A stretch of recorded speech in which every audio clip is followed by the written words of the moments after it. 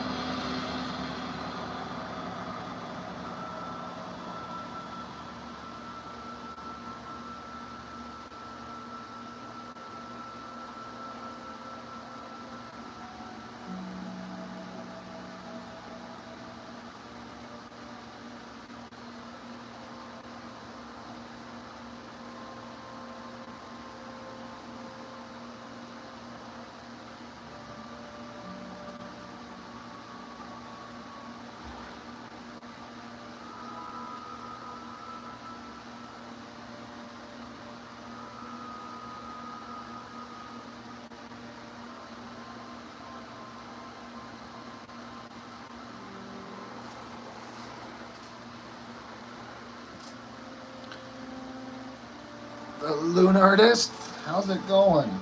Good to see you once again.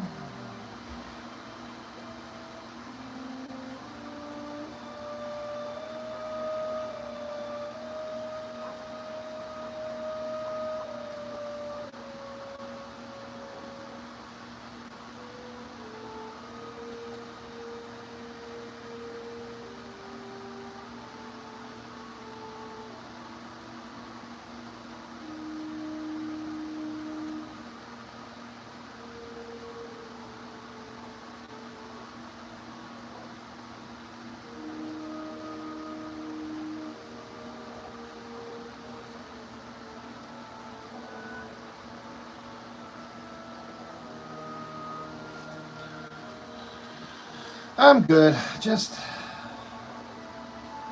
I don't know. I know I believe you're relatively new to my channel, right? I think we've only talked that other time.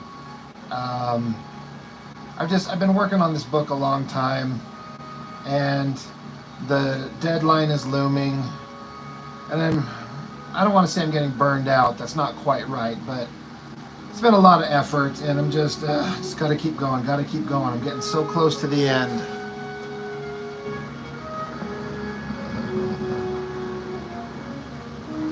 Oh, hey, Chuck. You're saying those pages I gave you, you're just about done with those? So I can get some more sent over to you?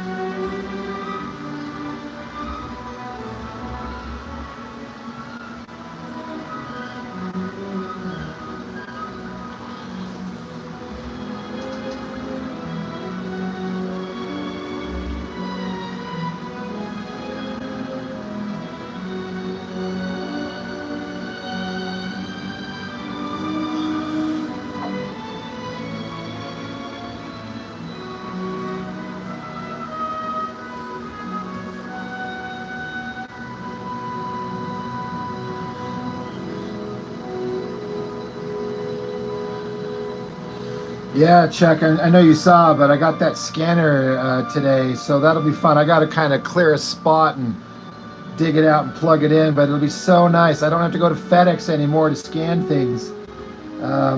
It's kind of exciting. I've wanted one of these things for years, and now I got it.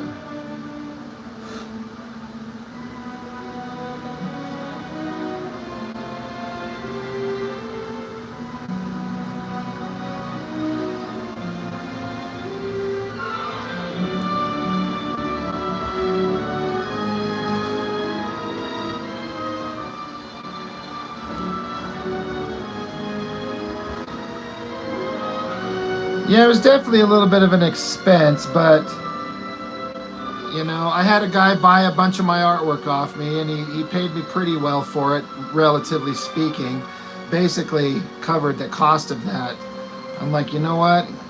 This doesn't have to come out of my own finances. It doesn't have to come out of my day-to-day paycheck. It doesn't have to come out of my savings.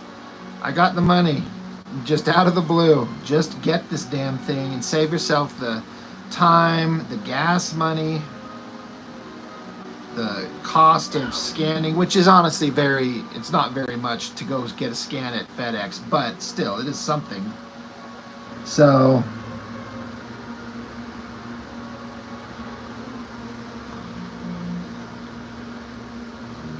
right, yeah, you'd want the printer and that $600 of stuff. Yeah, that is an investment for sure.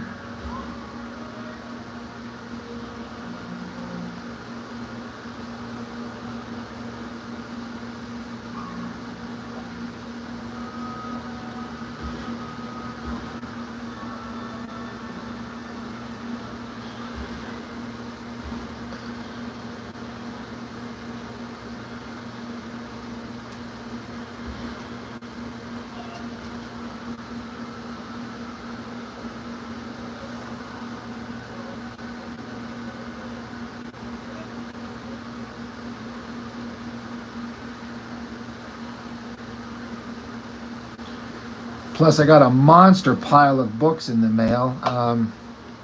Damn, give me 2 seconds. I thought I brought them in here with me, but hold on. I gotta go grab those.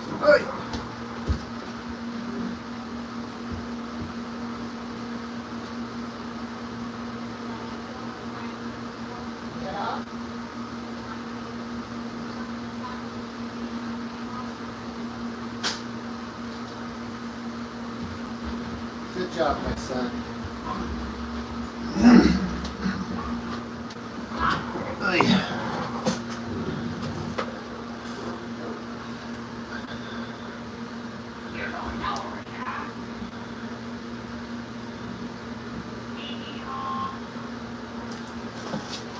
Let's see. I just thought I'd show you this random pile of stuff that I got. That damn Facebook page where people are selling comics. I got a copy of Witchblade 5, which I've been missing ever since it came out, so I can kind of continue that run on my channel. I got Ghosts number 2 and 3, because I did the first one that Adam Hughes drew. I flipped through them, and I see that Adam Hughes drew issue 2, and then only a small portion of book 3, so that was kind of disappointing, but unsurprising considering how slow he is.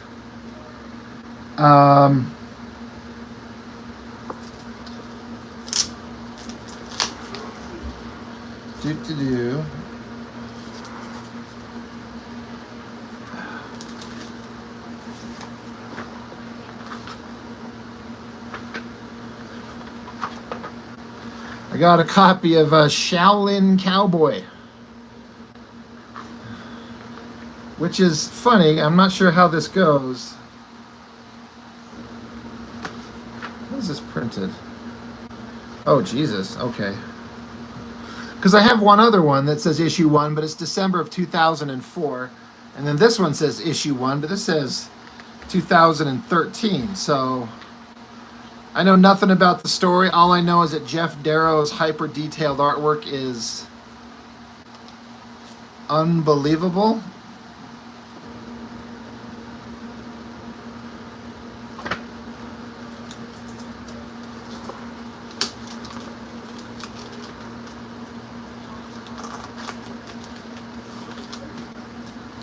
And I already have one of these, but it's the only other time I ever saw him in the universe. I just want to get my hands on it. It's that Bart Sears Brute and Babes, like that slipcase thing, where it's the loose pages. 8-tablet monument set. I swear to God, for the longest time, I'm the only person I knew that had these things. And now I've got 2 of them. I was like, I don't know. I just kind of want to get my hands on them in case there's somebody I run into that really, really wants one. Adam Hughes Maze Agency. I'll have to look that up.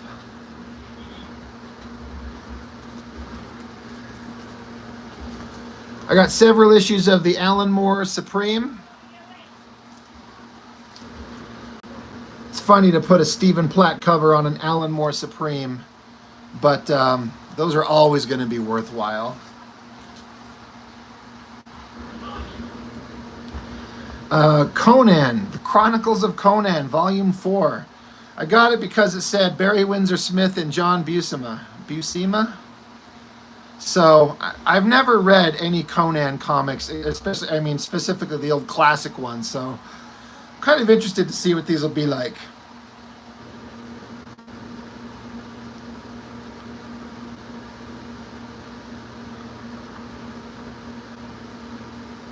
Part of me is kind of hoping it would come in black and white. I don't know why I thought that it would.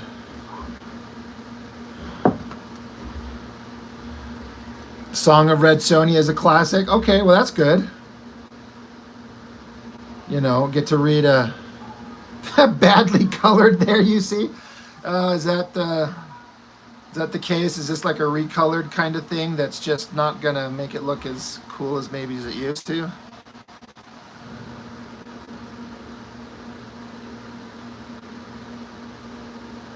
Yeah. Oh, there's some Barry Windsor Smith. You know that guy's art style.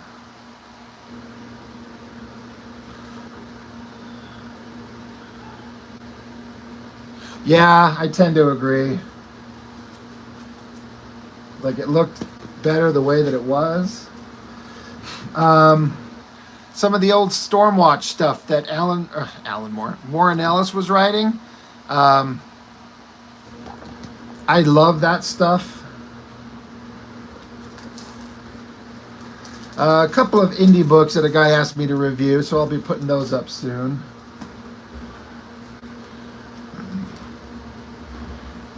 I got the copies of the Fantastic Four Grand Design by Tom Scioli. I'm really interested in this because I don't really know, like, much about the Fantastic Four beyond their existence and their occasional appearance in comics. And if I ever read anything from them, it's from the 90s forward. So I feel like Scioli would be a good guy to kind of distill it down into here's a breakdown of everything that you need to know. I'm really interested to read this.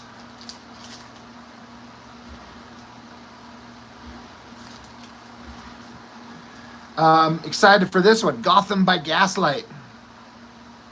I'm a Mignola fan, so Chuck, no comment. I get you. But yeah, this is like older stuff, Mignola. So I'm kind of curious to see this version of Batman set in the early 1900s. Oh, you've got it in black and white. Oh, I'm kind of jealous. Yeah. I know that I would enjoy this better in the black and white. Pre-Hellboy Mignola. Yeah, yeah. I've heard nothing but good things about it, so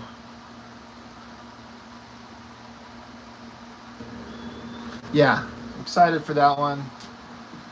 And then I got the Prophet remaster, and then an issue of the actual regular one, so when I do a video we could see how the artist took what was originally done and then how they, you know, decided to redo it for the remaster.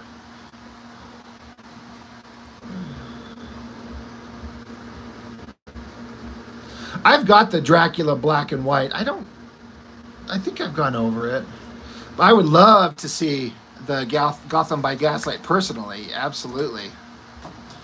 Yeah. Anything that's Mignola and then in the black and white.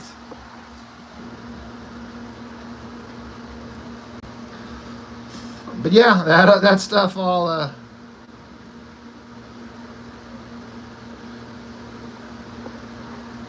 Yeah, I knew I was getting a bunch of stuff. I just didn't think it would be showing up like all together in one shot. It was just kind of luck. Just luck of timing. Oh, and funny, the video I put up today, YouTube pulled it permanently. They're like, nope, there's too much. There's a rape scene in it. That's not appropriate for viewers. So YouTube deleted that video of that Veronica comic book.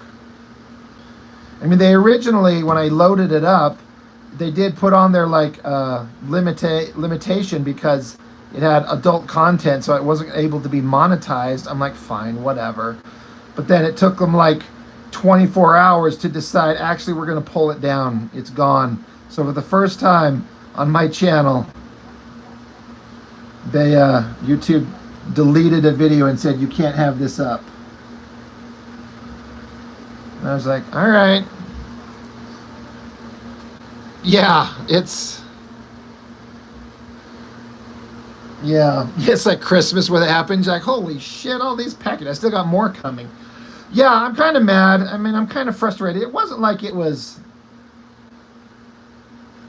like horrifically like graphic and offensive, but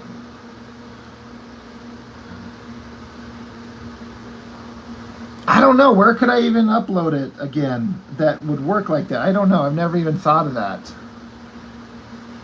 In case anyone wanted to see it. I think it gives me the option to go back in and edit out the part it didn't like and then re-upload it.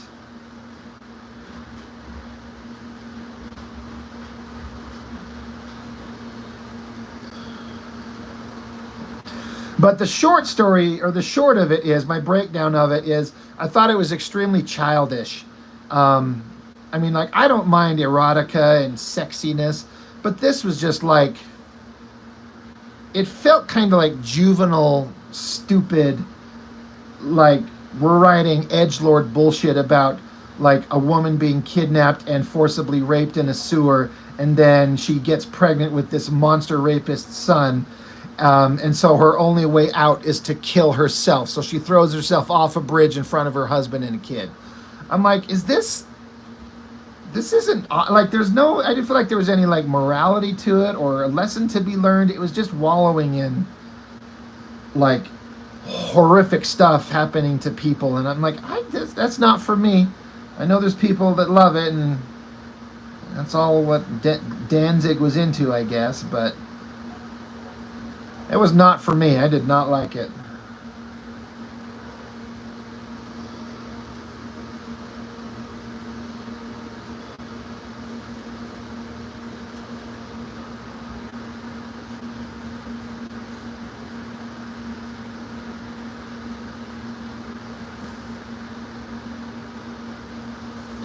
But it got almost 100 views before YouTube decided to pull it down. So it is stupid that they're like, nope, not now.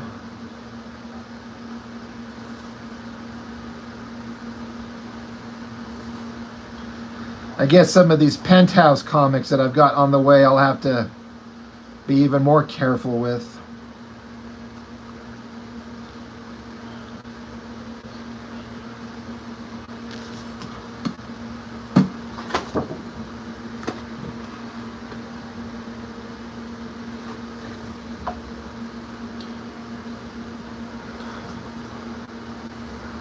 You know, I feel like it was the like they specifically pointed out this scene where it's a rape scene, and I mean you could tell what's going on.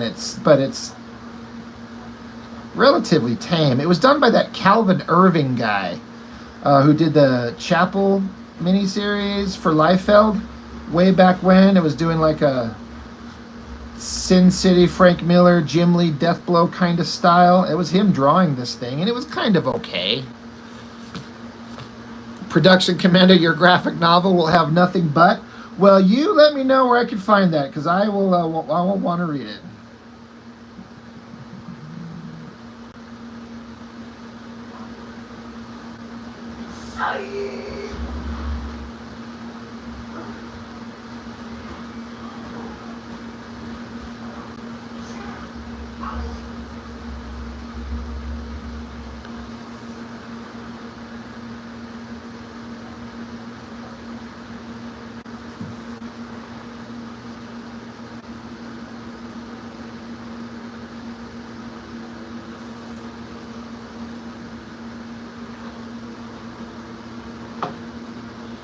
Hey Chuck, assuming you're still there, I'm not sure what tools you're using to ink with these when you're doing it by hand. I know they're not microns or pit pens, at least. I'm pretty sure not the pens I've seen you use. So I don't know if those pens you use have this problem or this concern. But I'm like, I fiddle with these pens a lot, and it's like they're not laying down the ink like they used to, but there's still like a lot of ink in them. So I'm always struggling with like, do I just get rid of it? It's like there's still ink in it, but I'm not getting in a single stroke the nice ink line. I have to like go over it a couple of times sometimes to get the line, or even if it's just twice, or I have to push harder on it. And I'm like, just get rid of it. But I'm like, it'll keep drawing forever though. It just doesn't have that juicy line like it does when it's brand new. And so I'm like, am I just making myself frustrated by not just getting rid of the damn thing and moving on? Because I'll hoard these things and have a pile of them, of a bunch of half-assed working pens.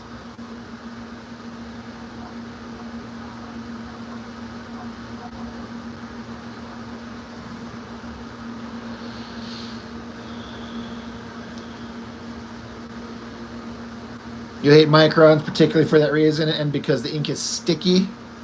I've never thought of it like that.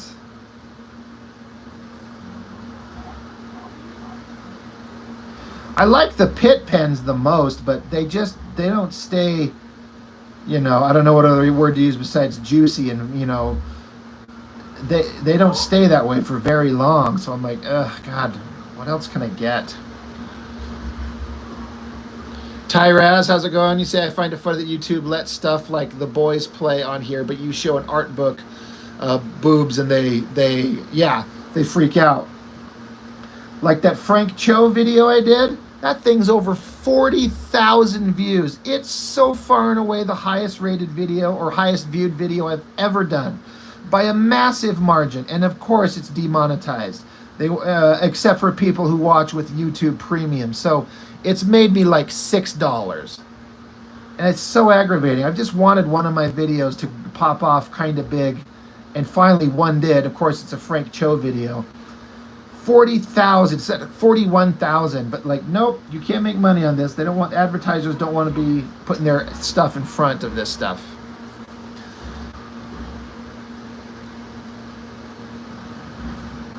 So I don't know. You say they don't want to pay us, but they offer it up because if people's stuff is getting viewed, then it's, you know, it's good for everybody. You know, the get your product in front of people's eyes. It's like, I'm doing them a service. I'm cultivating an audience that watches this stuff and they pay me.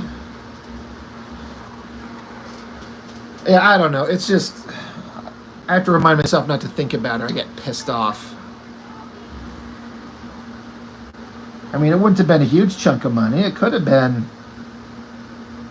a couple $100 maybe. My next highest video is had like 10,000 views, and I got like $60 off of that one.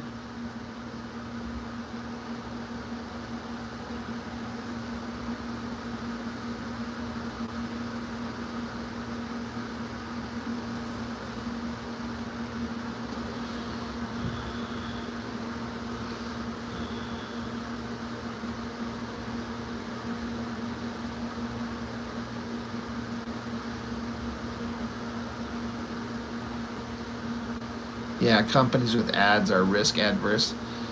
Pens you're using are the Tombow Fundeo Suke hard tip blue but yeah, I've been seeing your work with them and I'm like, I might need to try those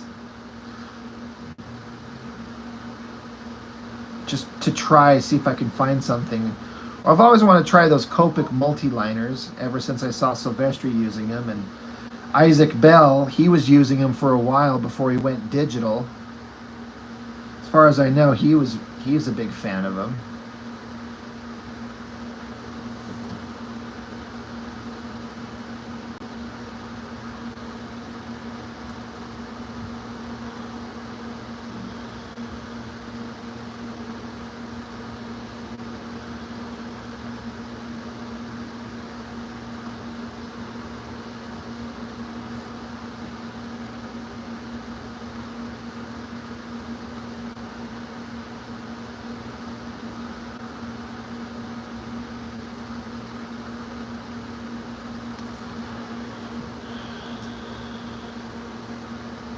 Oh, so Finch was using him, and you gave him a shot.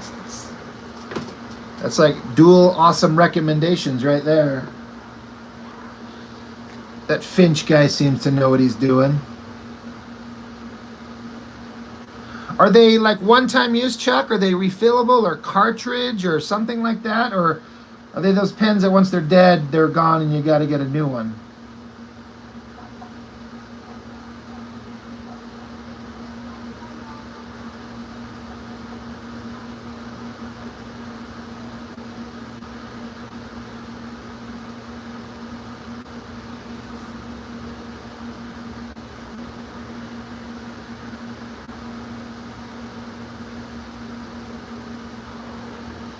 Disposable, okay. Yeah, they look like they were kind of sealed pens.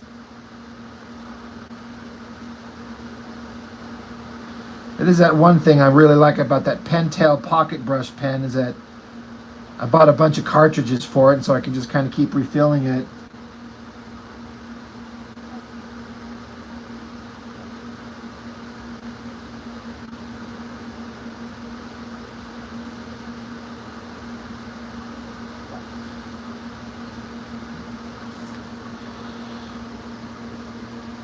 Oh yeah, and you were telling me about that method you were talking about of refilling them. Power on.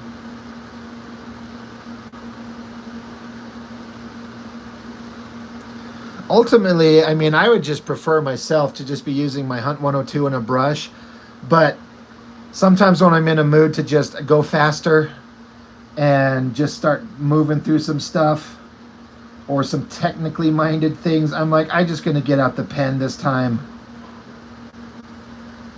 because using the 102 and the brush, it's a little messier and it takes up time. And you know, Chuck, within the next, I'm looking for it here. Within the next day or two, I probably will be able to tell you exactly how many pages are left to the end, because I've had this whole story scripted out, or not scripted, but like my little thumbnail process that I do, where I draw it out all the way to the end. And this is the final story. But I did this several years ago. I've had this thing ready to go for a long time and just been blowing through these pages. But the story has changed so much. Almost the entirety of this thing is not accurate with a few minor parts. So I've just changed the story in my head and been just kind of like laying out the pages as I go. But I decided to stop and I rewrote down the summary of everything that needs to happen from this page straight to the end. And then I'm going to be able to do all my thumbnail layouts straight to the end. And I'll be able to have an exact page count of this is how many pages to do before I am overdrawing it. I'm like, it's getting too close to the deadline. I need to know so I can like break it down to like, all right, if there's 25 pages to do and I've got a month and a half at most, I need to do this many pages every week and every day. So in case it's relevant, I will be able to know and say it is this.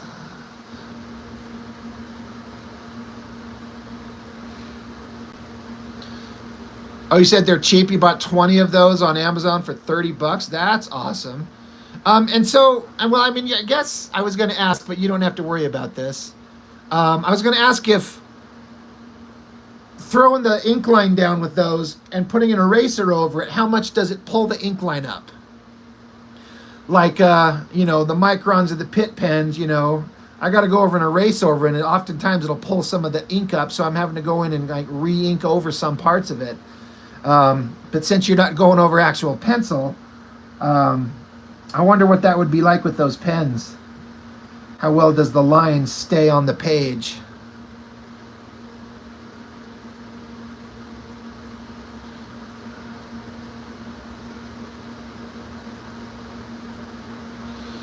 The Loon artists say, you know, oh who? Is that right? You have liners, never tried them, but I think you get free refills. Oh, you haven't had to touch up when you're inking sketches you've done on paper. Okay, that's good. That's a good selling point for me. The less, like, you know, redrawing or, you know, reworking lines, the better.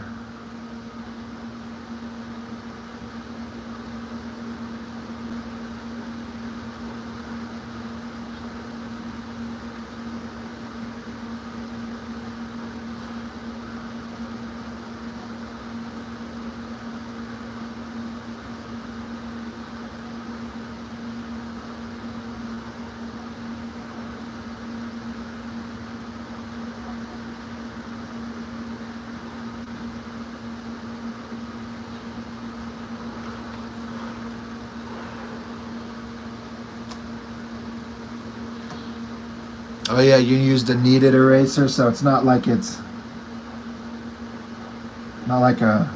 rubber eraser that a little more aggressive. That makes sense though. I might do it. Probably in the future though. I don't think I'm gonna like try to switch up art tools this close to the end when I'm on like a sprint to get done. I'm just gonna stick with what I know and just power through it. I can spend the money. I got a little bit of disposable income.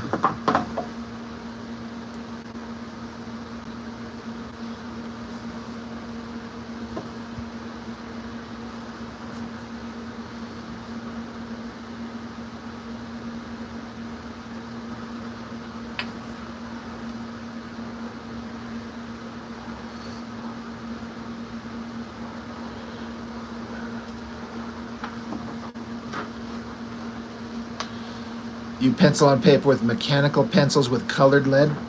Oh yeah, I've seen your sketches. You showed that page on that live the other day, right? Where there you had a bunch of different sketches, and I did notice, if right, that they were in different color. Any particular reason for the colored leads, or just something different?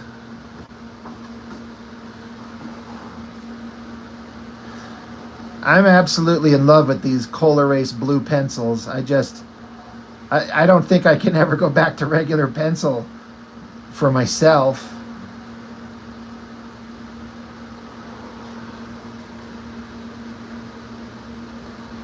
Oh, that makes sense. Pencil in red, blue, or green. The RBG, easier to pull them out. That makes sense.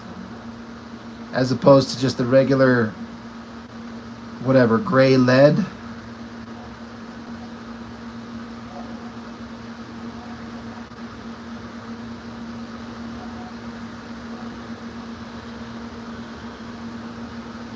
That makes sense.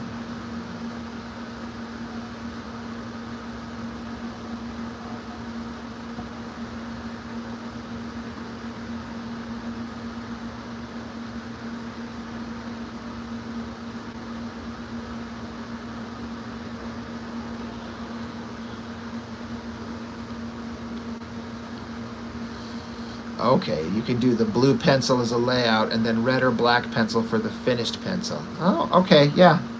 I'm getting you. I'm following you. That makes sense.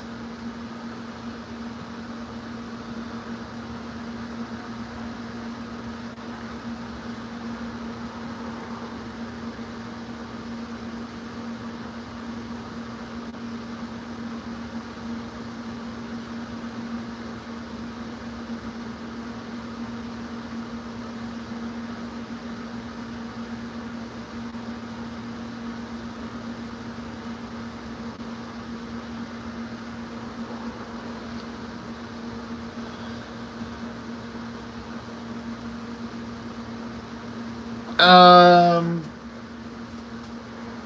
I think so. I mean, I see everything you send me on Instagram.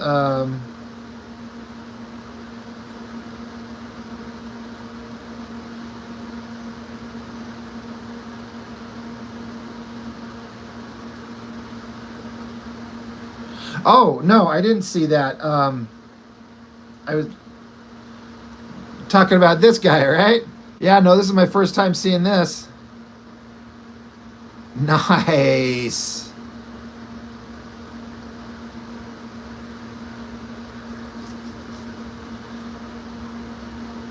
Okay, yeah, no, I'm seeing it now for the first time. Awesome.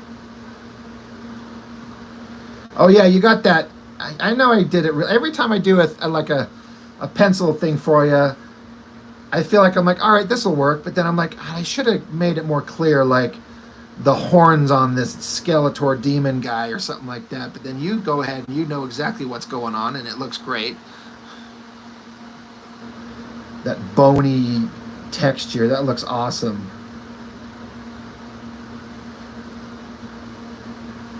Okay, yeah, now I saw it. That's awesome. Thank you.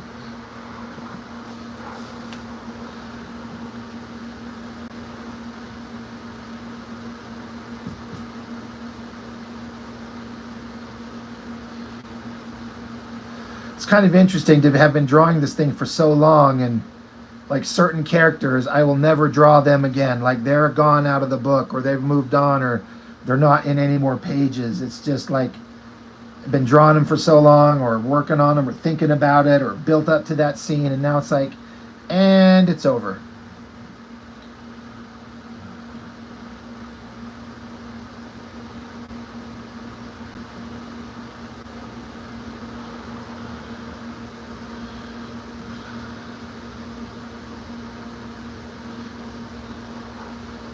Okay, Chuck. Yeah, I will have more. I'm hoping to get that scanner hooked up like in the next day or two, and then I don't have to worry about, like I was saying, running over to FedEx to get um, nice scans of stuff over to you.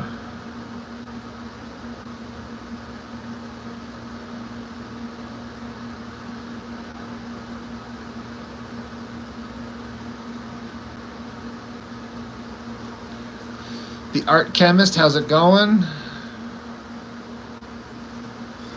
Welcome and good evening.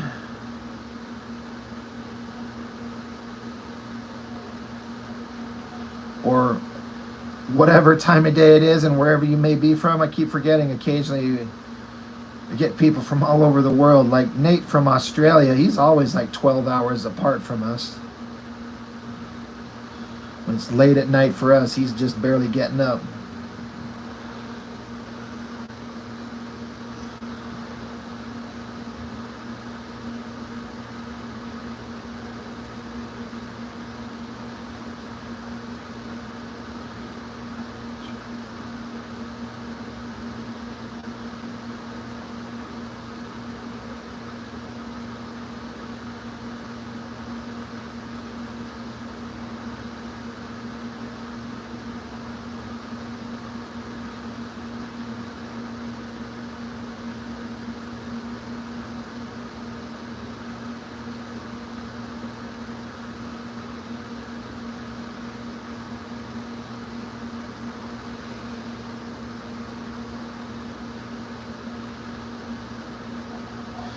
Is it still horribly hot where you're at, Chuck? It's been up in the 100 degrees here in Utah for the last couple of days.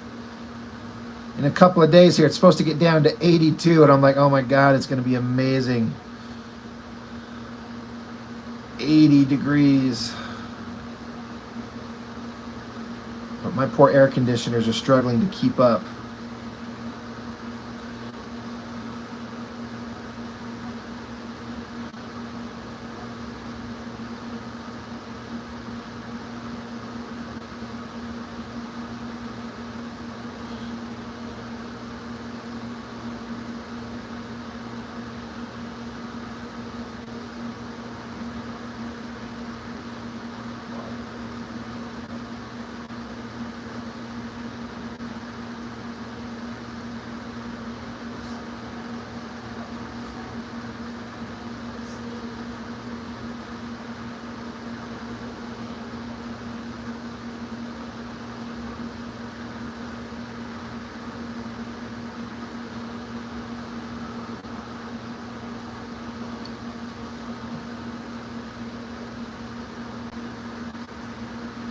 Anybody that's listening, what's the temperature like where you're at? Has it been, you guys going through heat waves?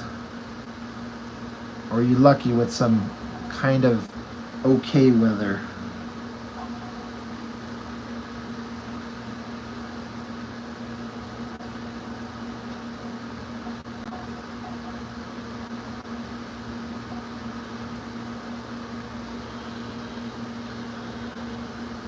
$105 today. Oh, Chuck, that makes me want to puke. I mean, it was like 99, 100 here, so it's not like it's too far off, but not ski animation. I do not color.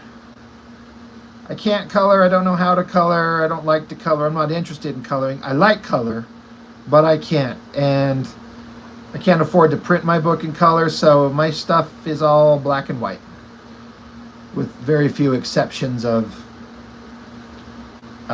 like covers or pinups or something like that I do separately. It's gonna rain all night and still be 85. Oh man, the rain is supposed to cool everything down. I've been in here drawing before, and then suddenly I notice it's raining outside, and I put all my shit down. I go sit out on my covered porch and just sit there for, I'm not going to say as long as the rain's going, but it doesn't usually last forever. But I'll just go sit out there and just enjoy the cool rain. But if it's still only going to be 85, that's still kind of miserable.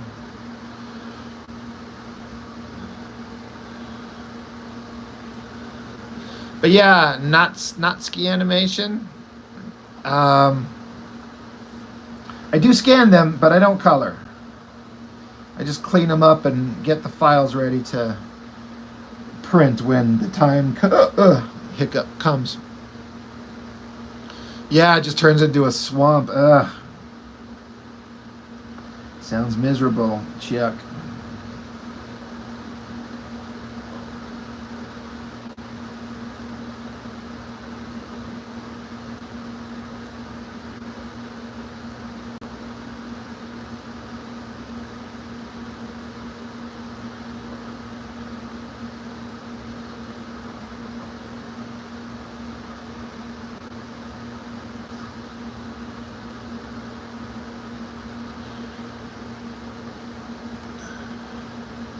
Mark, 89 degrees here, but you're in your room with AC on playing Fortnite. Heck yeah. There you go.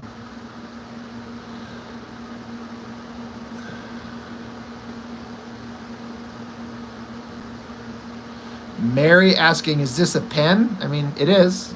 It's a micron pen, if that's what you're asking, yes. You can't tolerate going down to the smoke lounge long for these days? Yeah.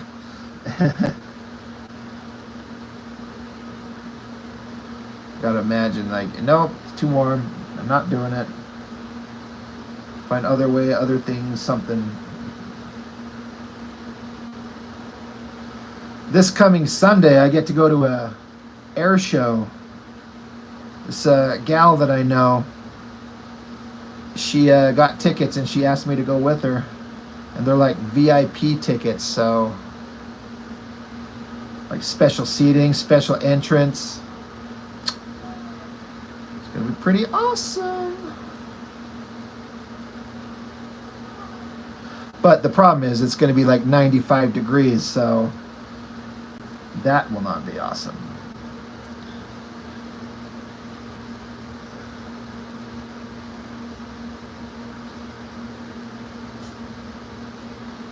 Chuck, you had a cooking video that you put up, but it was on Easter Sunday, so you pulled it?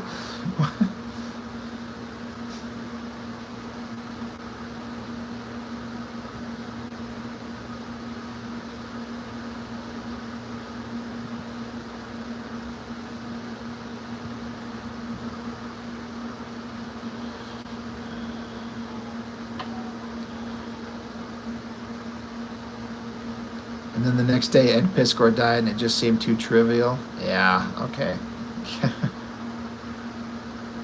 Situation sucked. Ask Dan Goodwin about your quesadillas. He saw it. Well, cooking videos are fun. I like to put up those ones when I'm grilling steaks and stuff. It's always kind of fun. Now I want to see it, Mr. Chuck.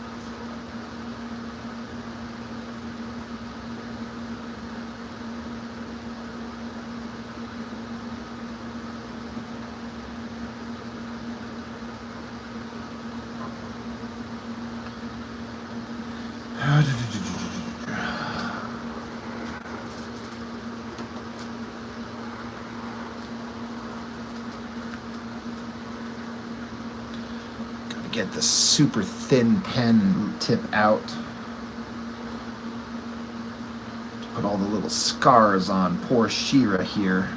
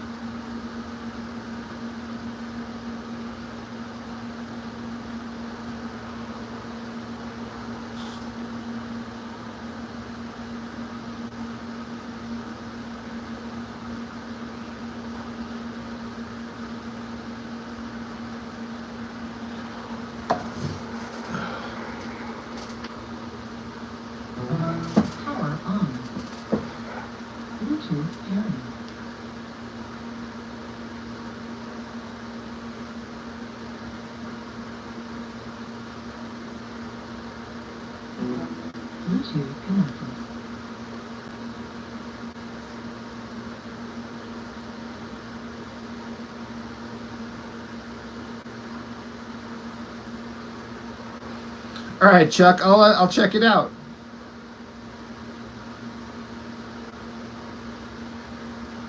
Get Febreze car. You get consistent freshness to last for 40 days.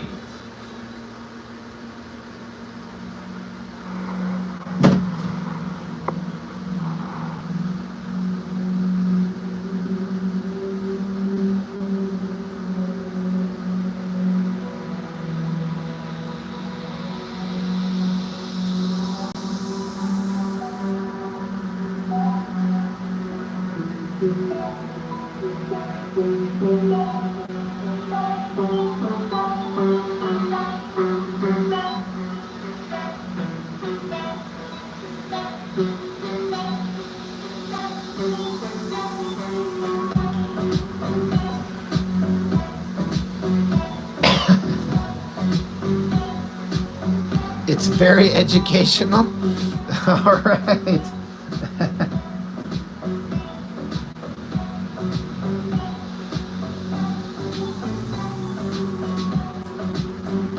I like it.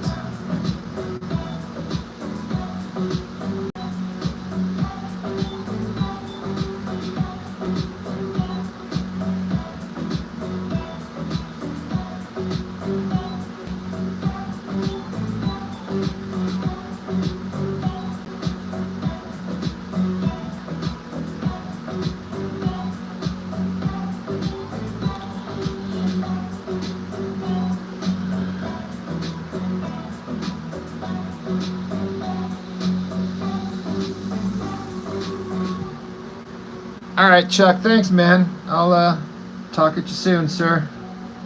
Thanks as always.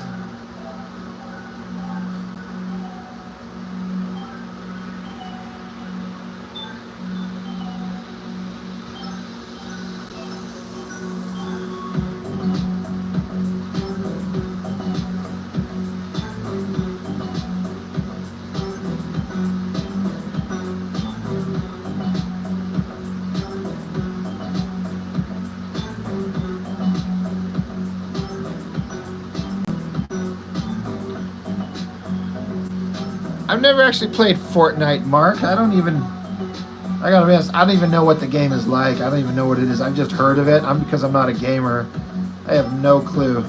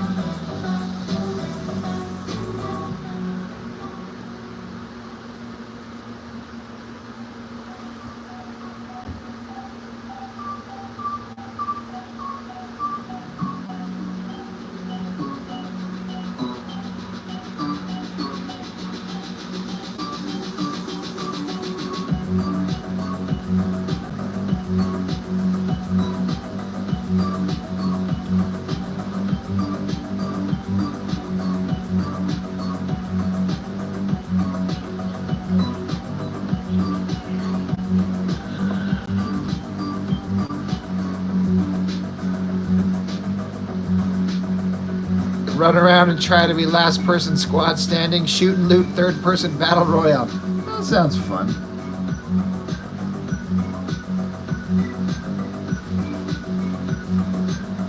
I bet my kids would love it.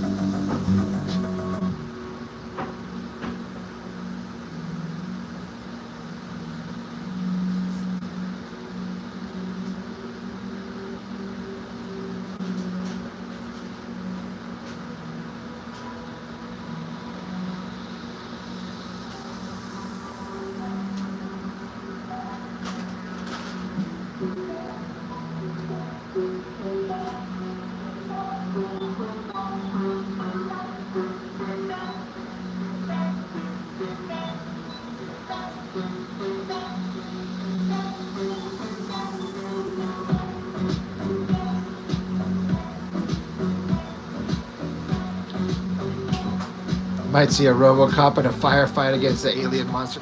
That's fun. That kind of makes it, I'm sure an enjoyable, like, unique experience.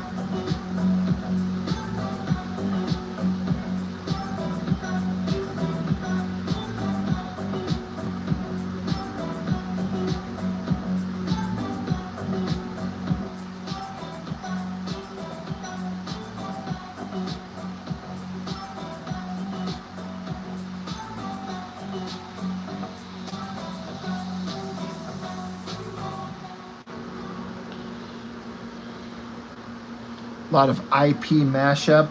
That makes sense. I guess I can see the appeal.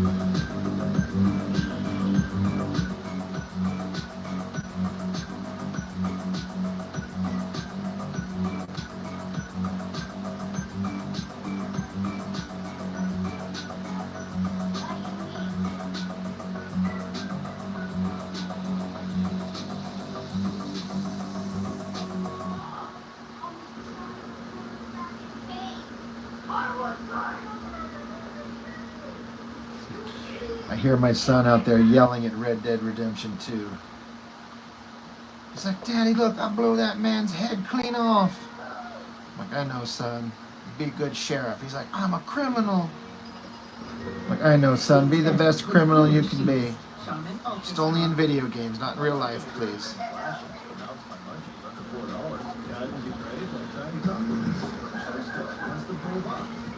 I will be the first to turn you in, son.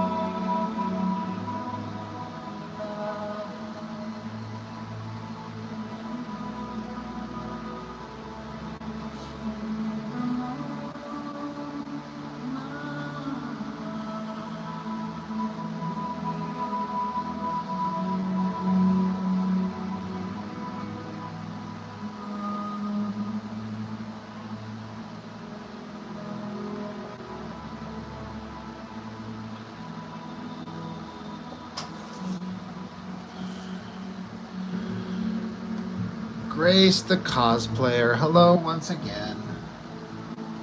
How are you?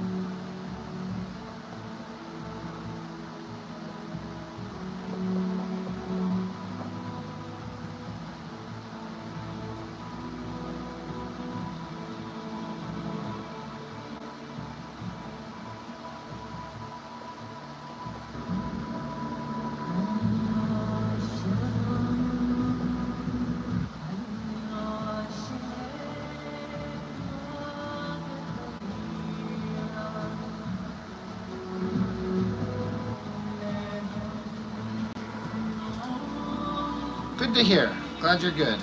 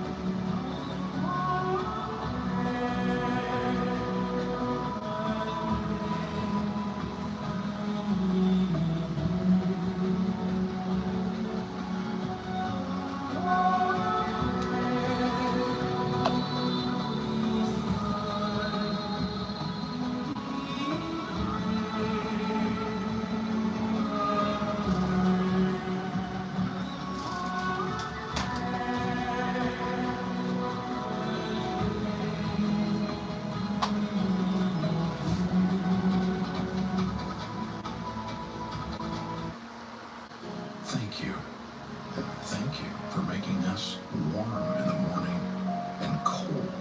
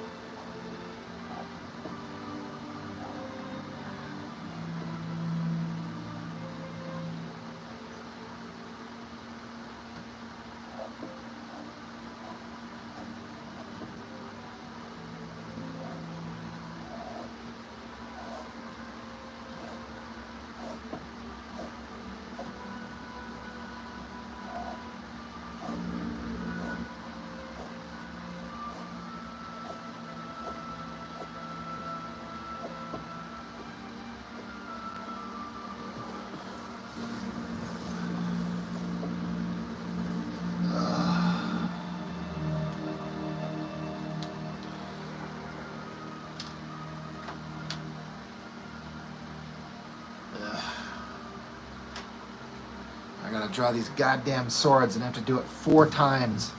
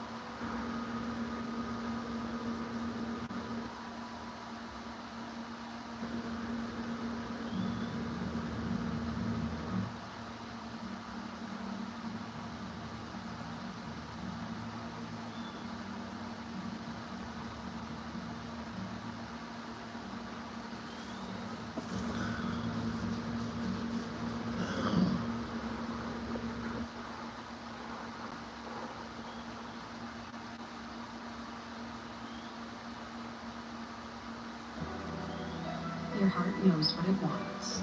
So do your taste buds. Fall in love with new Haagen-Dazs chocolate cookie crumble bar.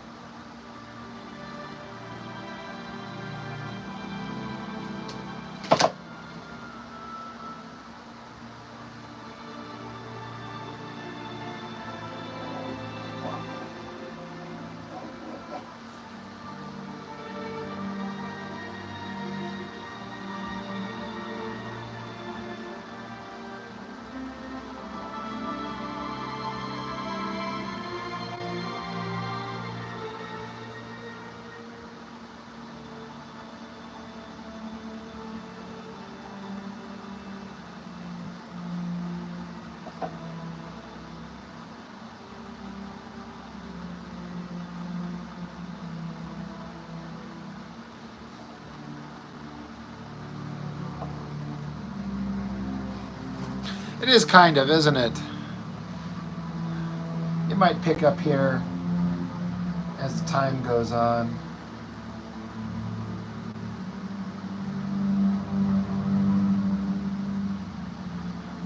Maybe I should start telling you a story of my childhood.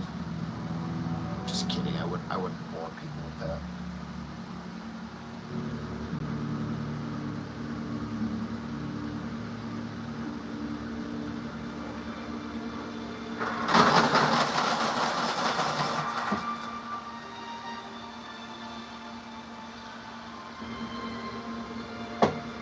Bad rock time. Silly boy? Well, thank you, if I'm reading your name right, silly boy. I do my best.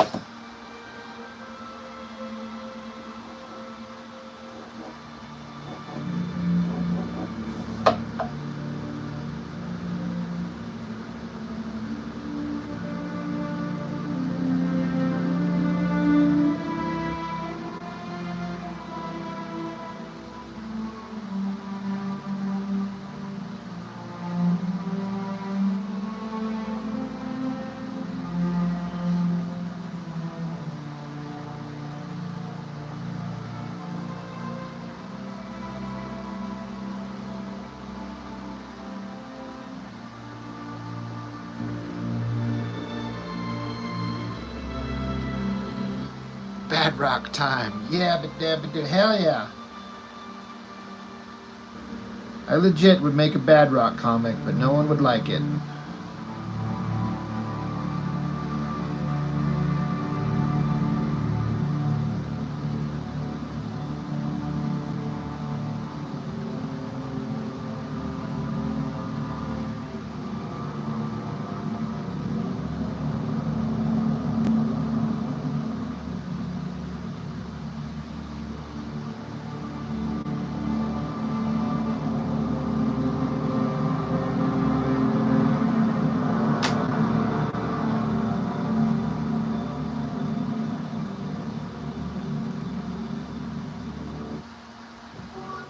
No matter what your smile needs, Colgate's Optic White Line has a solution. Like the overnight pen, which works twice.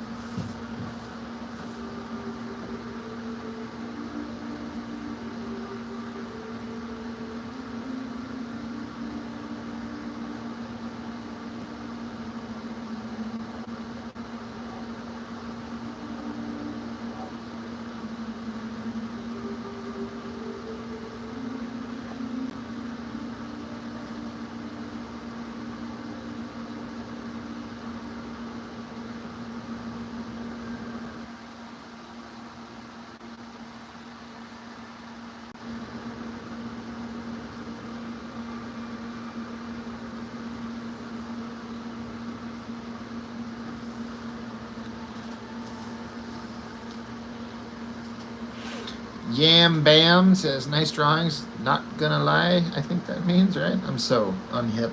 Thank you. Thank you very, very much. I appreciate that. I do my best.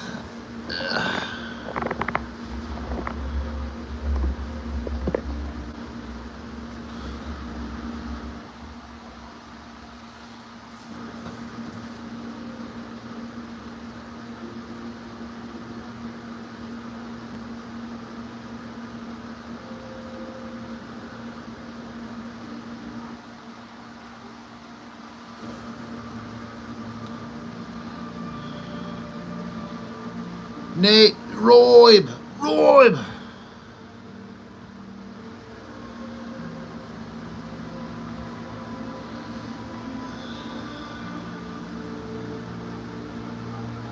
Mark, you're finishing up classic X-Men issues, reading the backup story, which is Hellfire Club focused.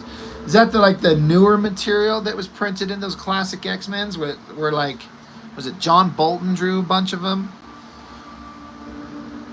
That was some wild stuff, if that's what we're talking about.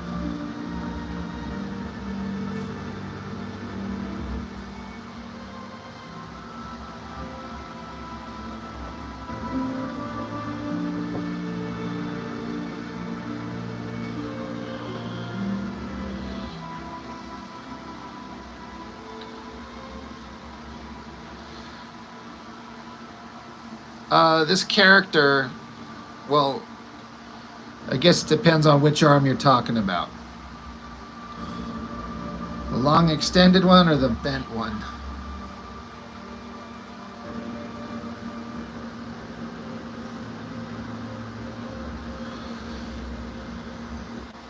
The one on the left, this scarred up.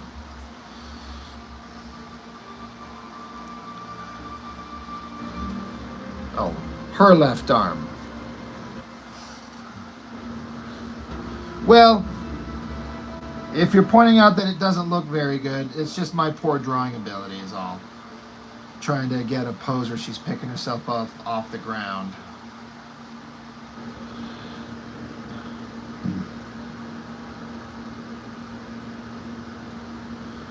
Trying to get some poses and angles on here, and I'm not always going to be successful, but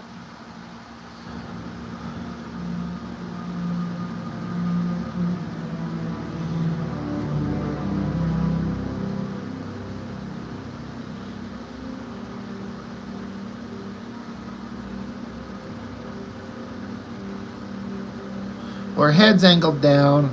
She's pushing herself up off the arm, so one shoulder's in the air.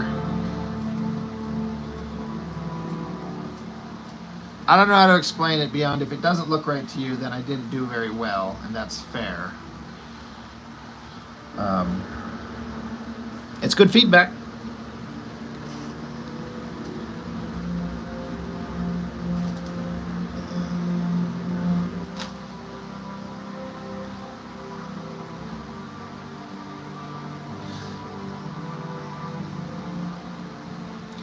Yeah, Mark, best way to read those stories with new content.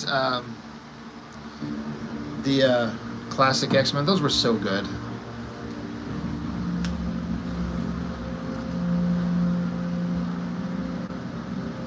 In fact, I'm going to do another one here probably this week. Tomorrow is an issue of Tom Strong.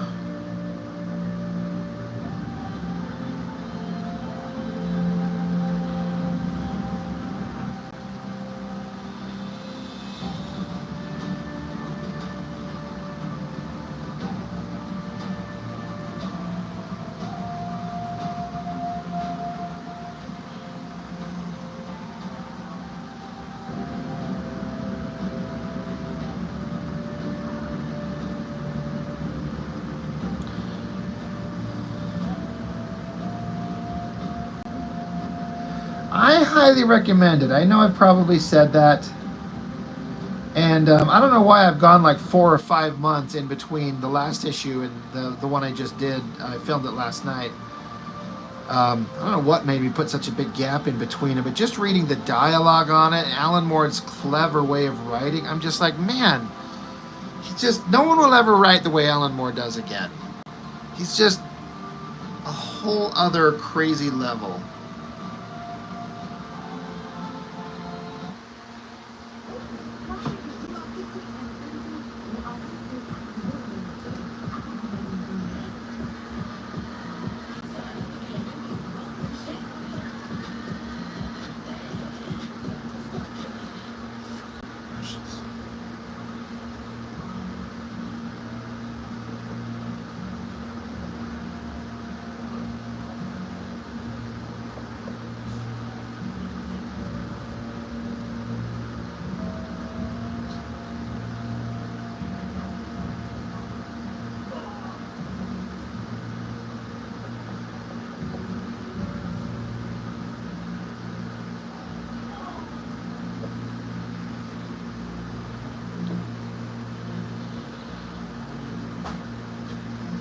Yes, Mark, that is 100% true.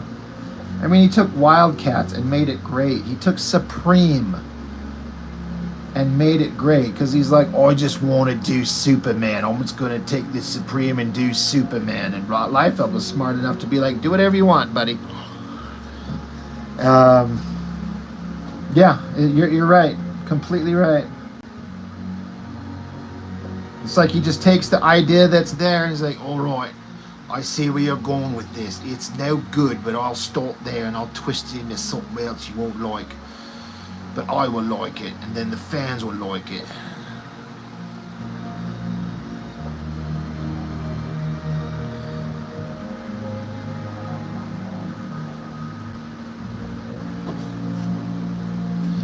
Dan Goodwin.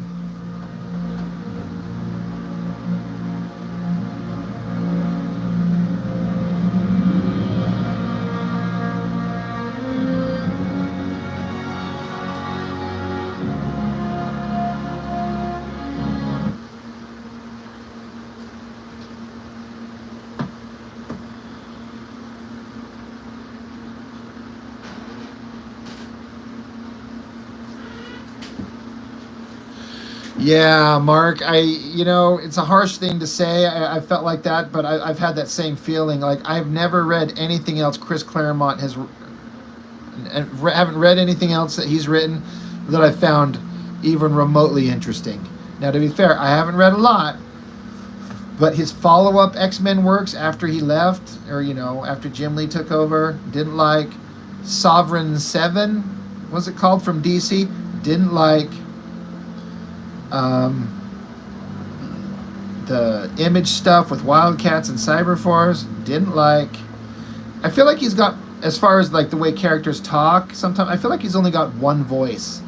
They all feel like X-Men comics.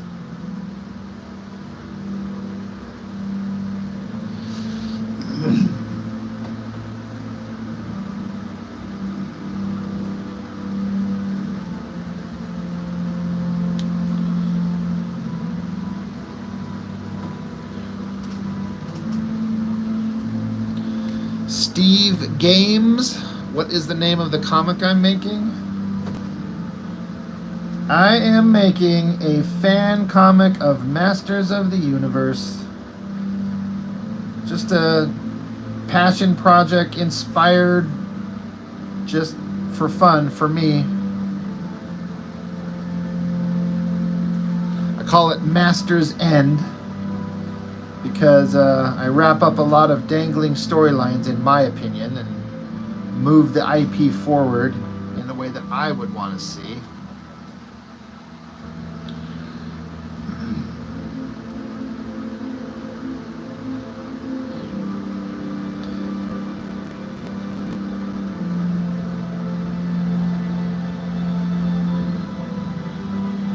I'd sure take J.K. Rowling's success, though. I mean, not that you're suggesting otherwise, but, make billions of dollars on the one IP, and then you can go off and write anything you want, and, the masses may never accept it, and I don't know, you might have to be strong to kind of understand that you'll never redo the success you had on the one thing, but just write anything, or put out something else under a pen name, you know what I mean? Be like, I want to, do something else, and so just be a different name and put it out there and just see how people respond. And then you got all the financial resources in the world to just do whatever you want. That would be great.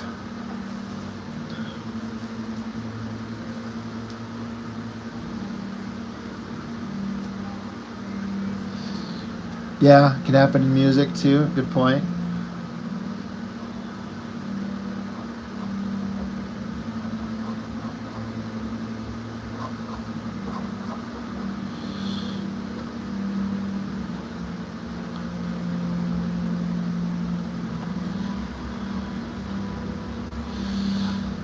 Patrick, how's it going though, sir?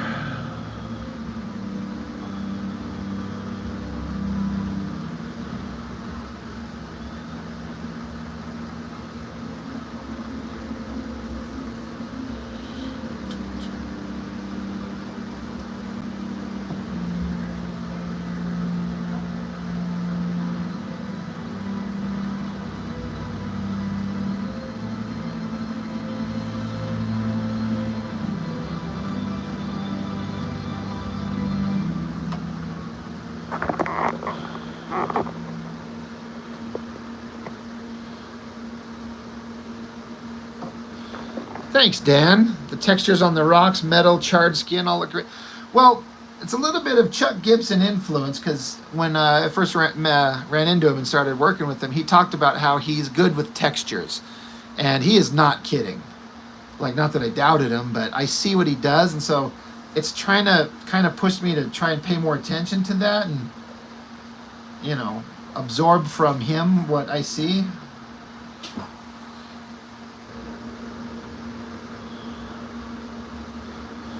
Poor Shira. She got French fried. She had to watch the men she loves get French fried. She's had a bad day.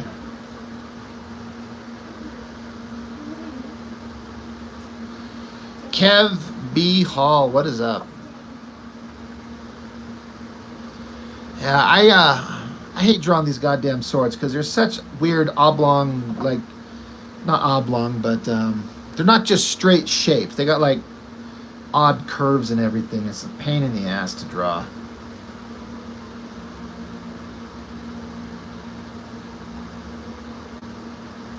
Individuals know that the best way for you is a way based on you, mostly.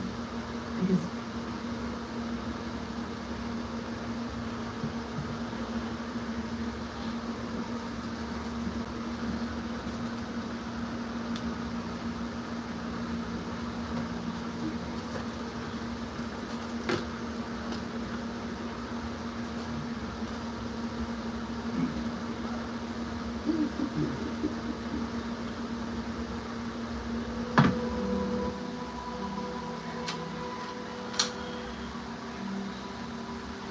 The sword of power and the sword of protection. It took both of them to blow up the evil demon Skeletor, but it worked.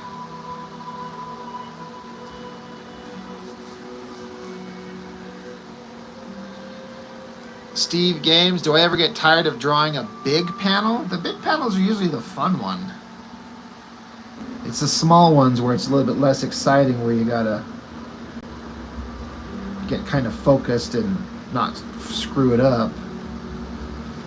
I mean, it does take up a bunch of space, so depending on what you're doing, you gotta put in some time to make sure it's, you know, filled up appropriately.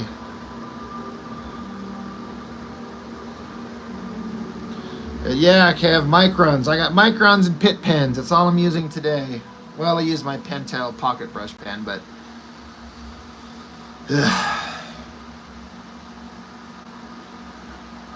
Let's see.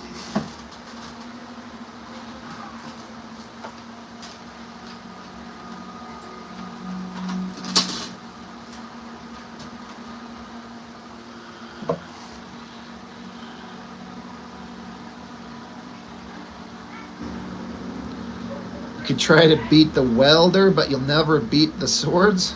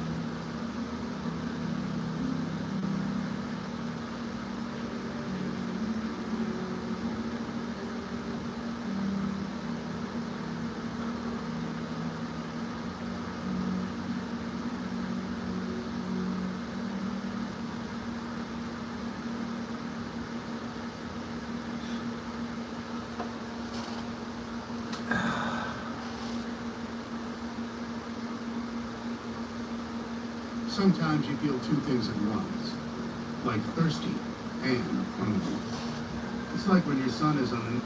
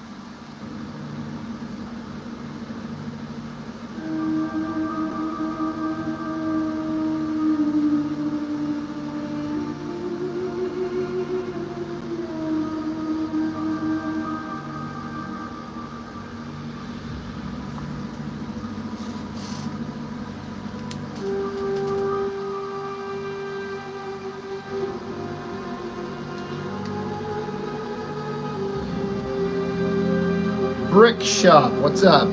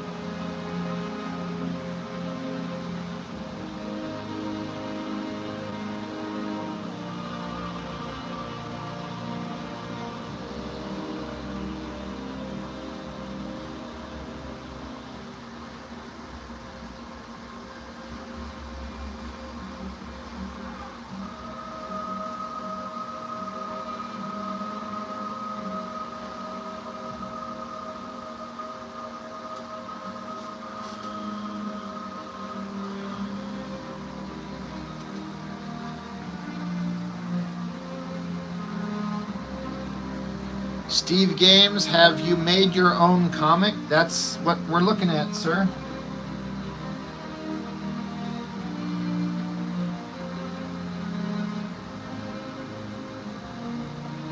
If that's what you're asking.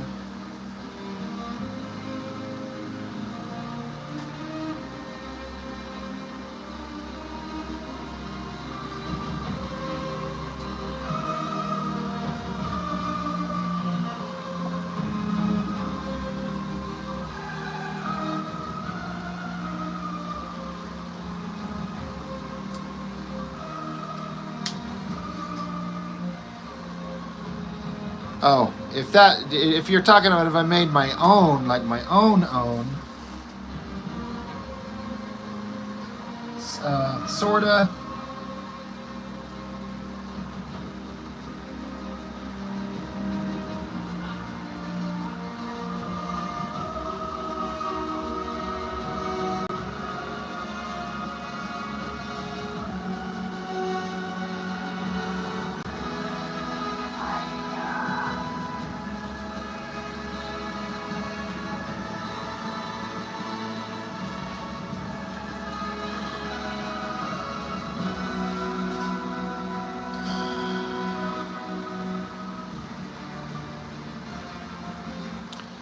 I don't think Chris Hemsworth is playing Thor or playing He-Man.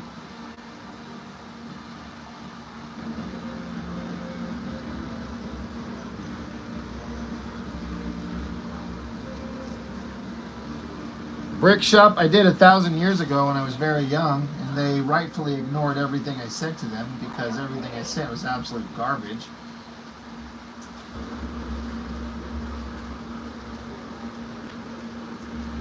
You got your packages, I assume. It's like lobsters. Thank you. If you don't want to. No, I do. I do. I do.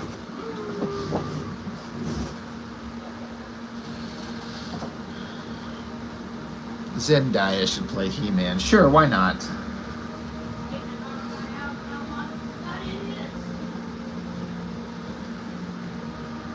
I'd watch Zendaya do almost anything.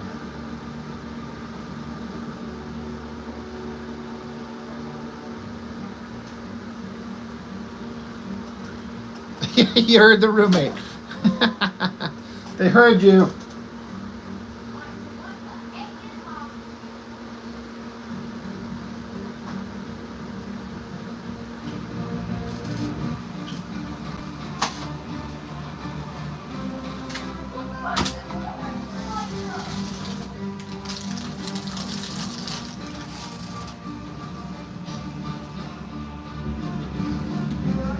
They heard you. The guy said, "Hi, roomie." Hello.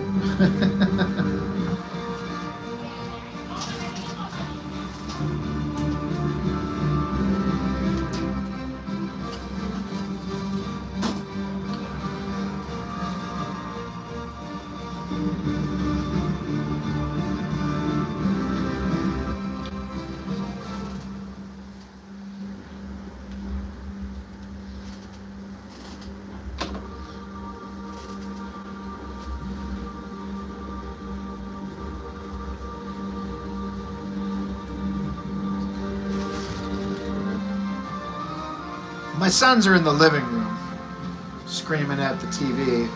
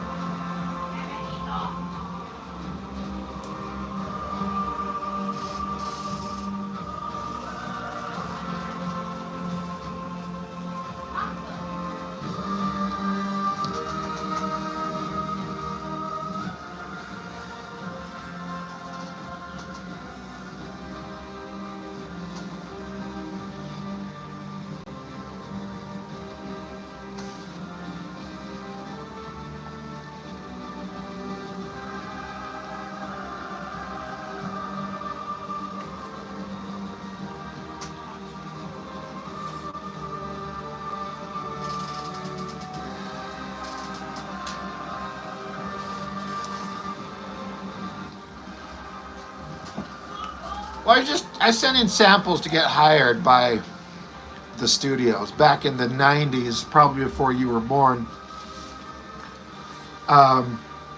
Just trying to get hired by Top Car or Wildstorm,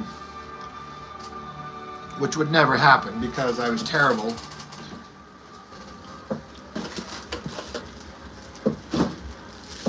But no, I've never sent anything to Image Comics to be like, hey, here's my comic, you know. In fact, I don't think I ever will. I don't need to be. I don't feel the need to be published by Image Comics. I could just crowdfund it and get what I want out of it.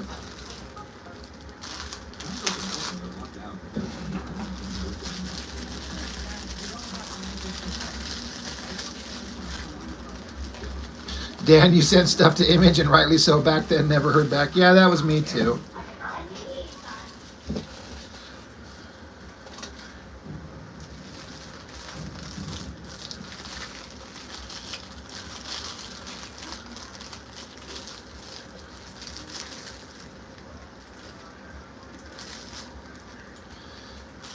Patrick, where'd you hear that out? I don't think that's true unless it's brand new information like today.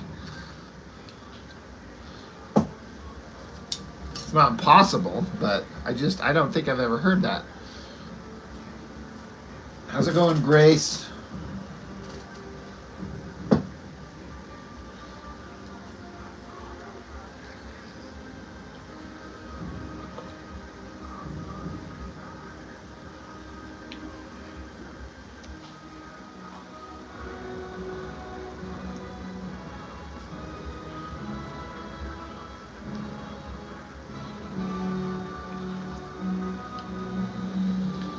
Yeah, Patrick, I don't think that's real. I would double check that. I'm almost certain it's not.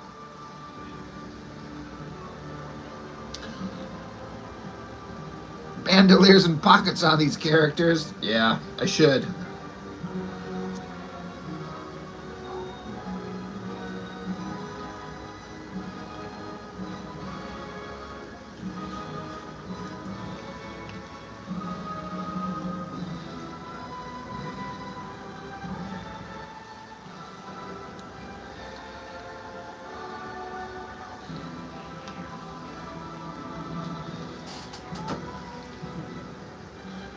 Grace, I print up my comic and I make it available, but I don't know if I'd call that publishing. I guess it depends on what a person means by publishing.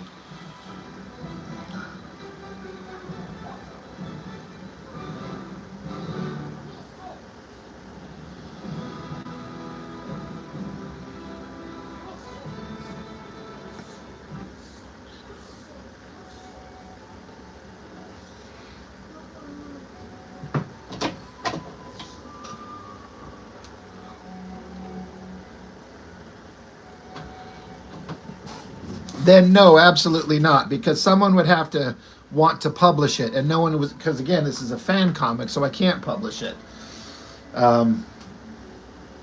So no, I am not publishing it. Yeah, and I get it, but you know, this is a property owned by what, Mattel. So no, you cannot go in anywhere and order this. But a person can hit me up and I can get a copy in your hands. We just call it a donation to the channel.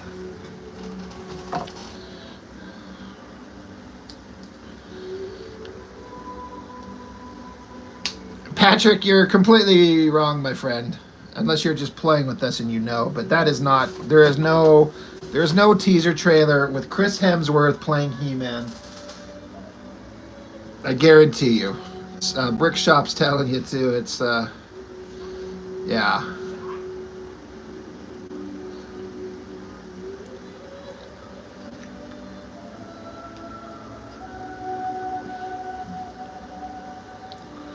It is 7:40 where I'm at.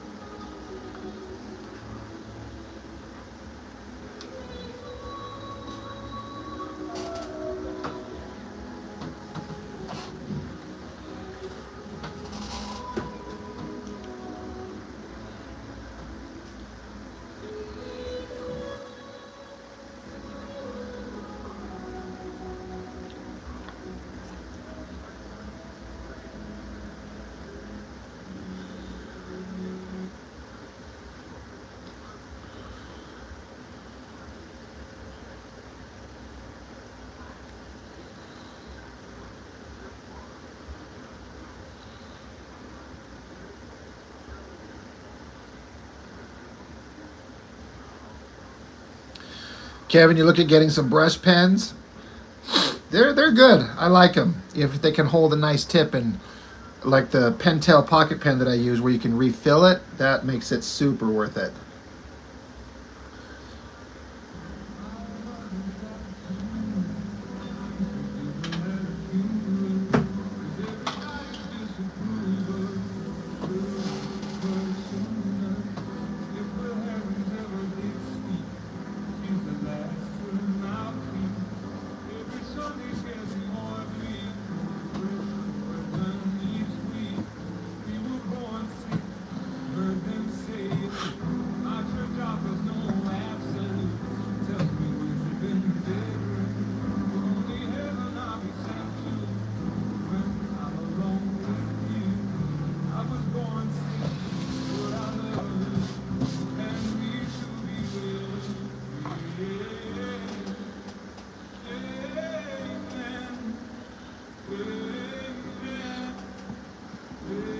Patrick, no disrespect, but you're wrong, man. You're wrong. There is no Masters of the Universe movie with Chris Hemsworth. If you don't believe me, just wait. You'll see that it is not happening.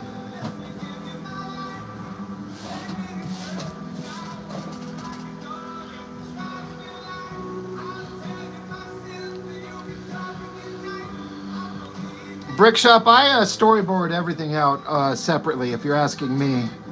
I do thumbnails to get I write down the story that I've got in my head. So I write down the basic plot points, then I go back and read that and then figure it out on thumbnails. Like these right here. Really rough, scratchy, hard to decipher things for anybody but me. And then once I get the storytelling figured out, then I go to the final board.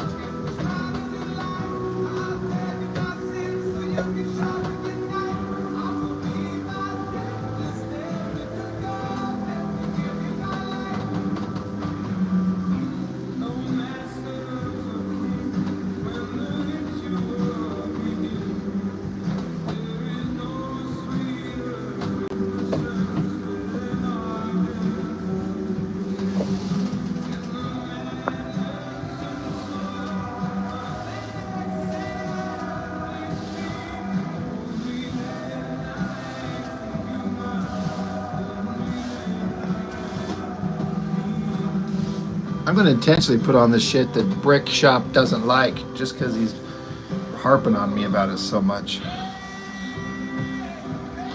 Dan, you're about to start your next book, your next series.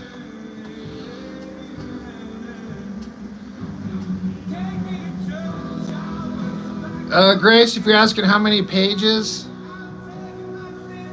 if you're talking about this issue or all of it together, all 6 volumes, it's something where, like, I mean, 1, 2, it's something like 400 pages total.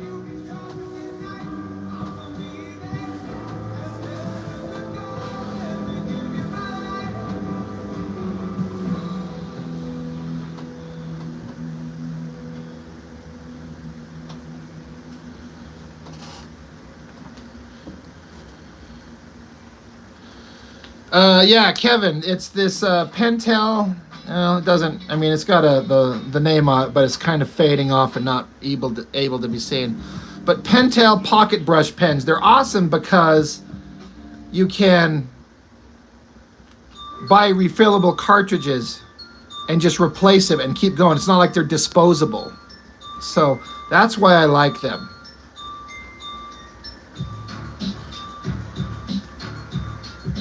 Grace, I've been working on this thing for years. I had several stops in it, you know, for different life events or working for other people, or I went through a divorce, so I stopped working on it. But I've been working on it for years. But ever since I got divorced and back living on my own, I've been doing nothing but this, producing 1 issue a year. And they're all like 80 pages minimum, sometimes up to 120 pages.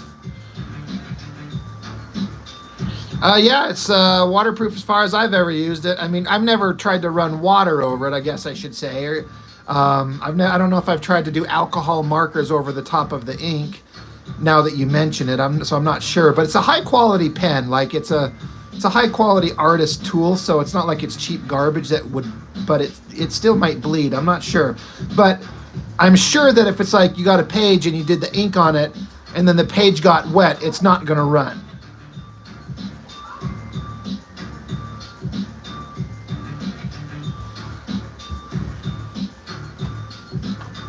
Okay, I'll show you the tip, but just the tip.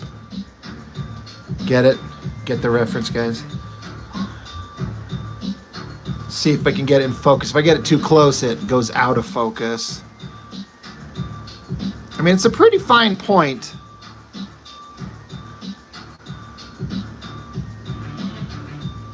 Dan gets my humor.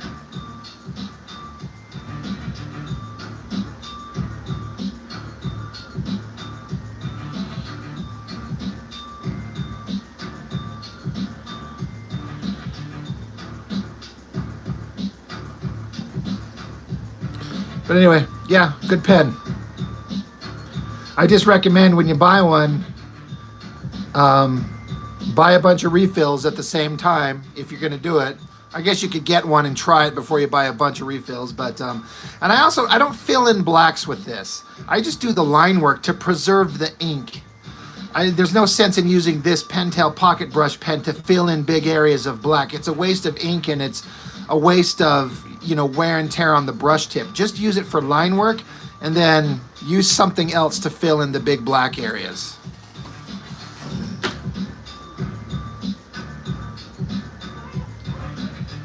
Because once you go black,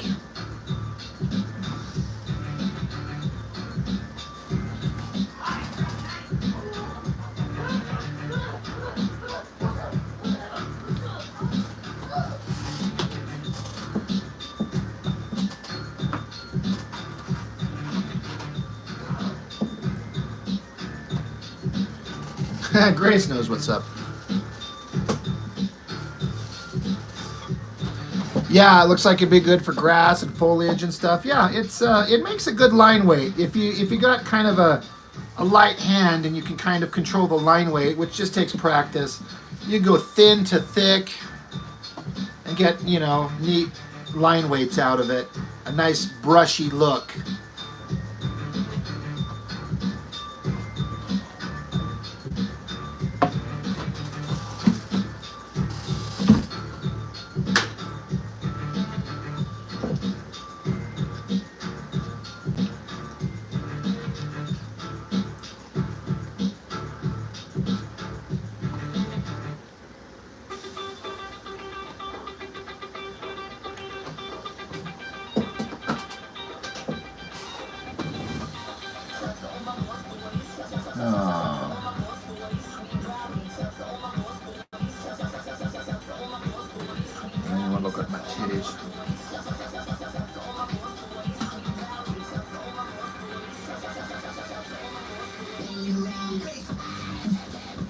Yeah, Dan's exactly right. Do some drills. What's funny is I keep trying to run the ink out of this because the cartridge is like 99% empty, and so there's not much left into it. So, like on the back of this page, it's we were making fun of Spawn, where Spawn was wearing a COVID mask the other day, but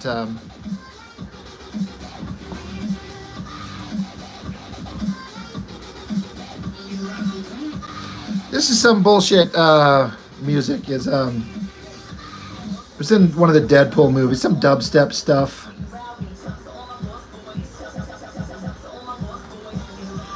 But yeah, get out your pages and just do some lines with it, like practice a thin line and then go to a thick line and back to thin.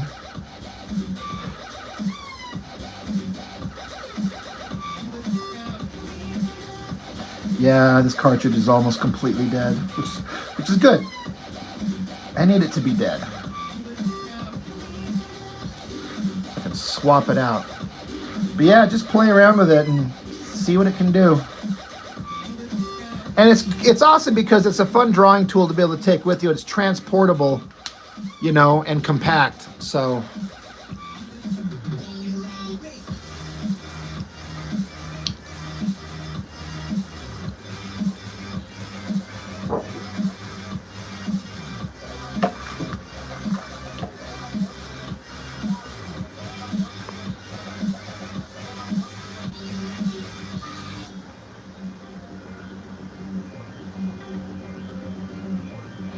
oh, Brick Shop, you're not my kind of artist if you say you don't know why people crosshatch.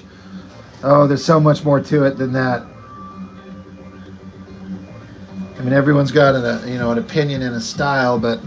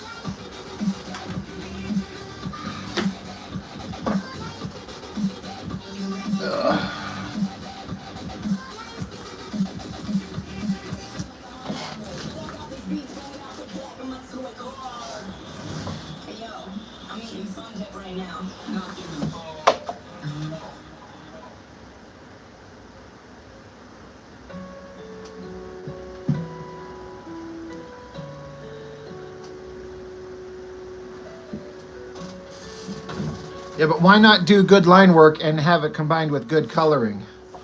I just, no disrespect meant, but if you're, your measure of good artwork is to do less line work because color can cover it. We're two different people, man. We're built differently.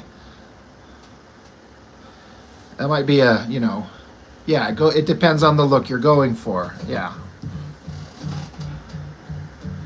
I've seen some great stuff that's just like straight, almost like just open line work, open, clean line. And then I've seen lush, beautiful, heavily rendered stuff that just blows me away.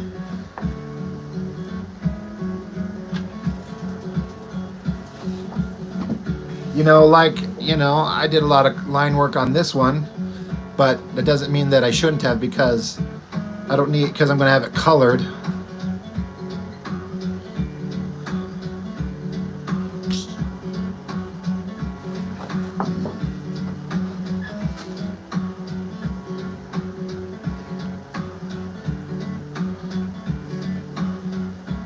Yeah, Mobius, yeah.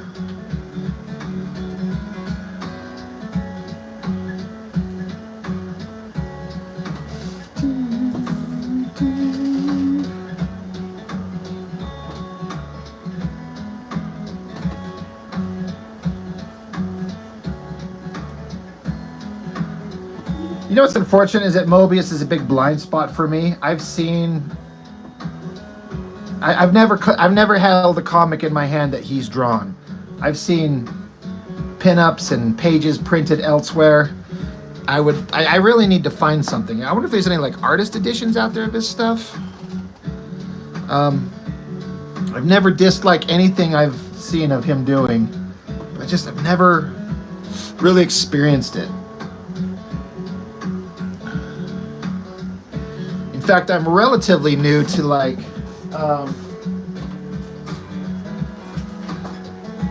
Jeff Darrow. Like I've got the Shaolin Cowboy. I just got my second issue of this thing just recently.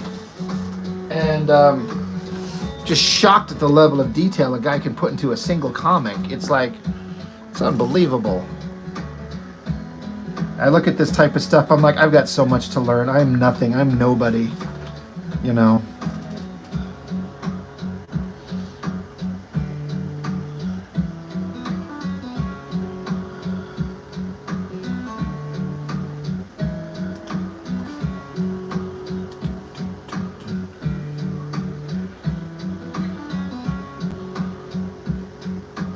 Yeah, all clean line. Yeah.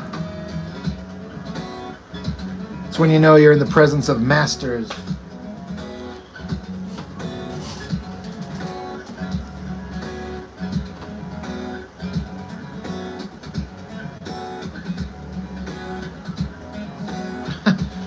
Well, thanks, Grace. I mean, we all start in different areas and different ways and do the best we can. And, everyone, you might be better than one person, but then someone else will come along and blow you away. And so you just keep working, hopefully. I think if an artist, you have to be disciplined and competitive if you want to get better. I mean, you got to keep working at it. But there's a little part of me that's like, these other people are better than me.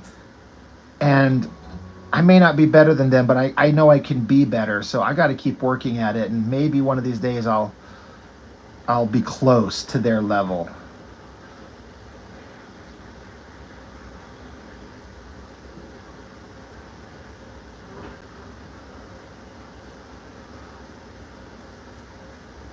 I think more than anything as an artist, you have to want to do it, not just talk about it, but you want to do it and then you sit down and do it.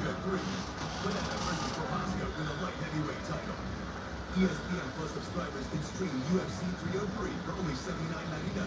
Buy it on ESPNplus.com/PPV.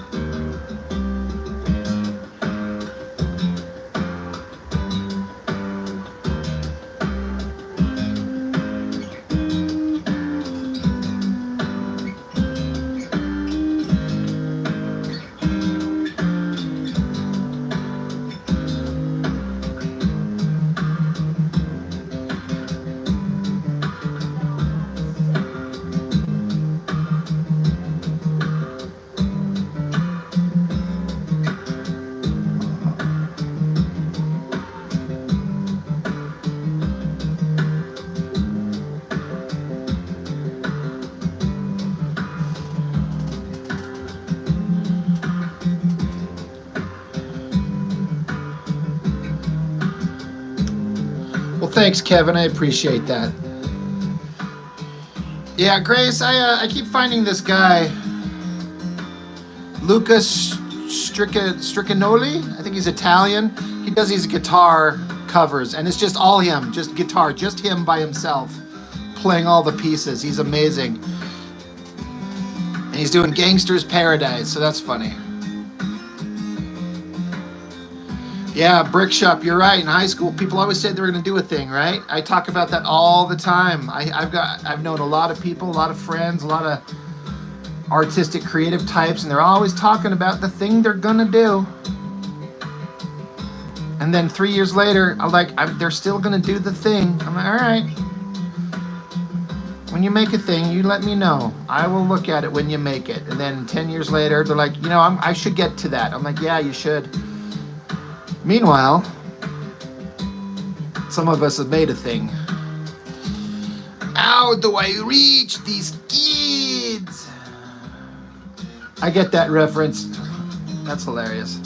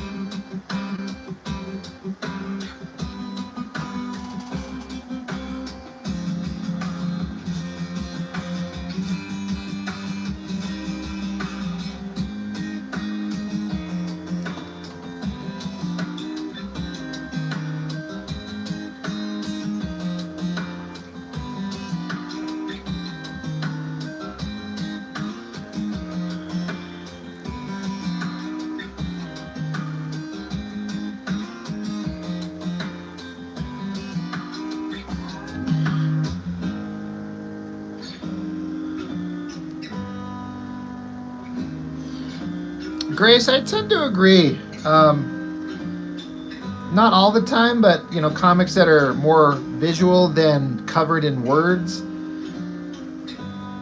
I talk about that on my channel a lot. I get so sick of some certain comics where they're just filled with words that are unnecessary. I don't mind the words if they're actually telling you something.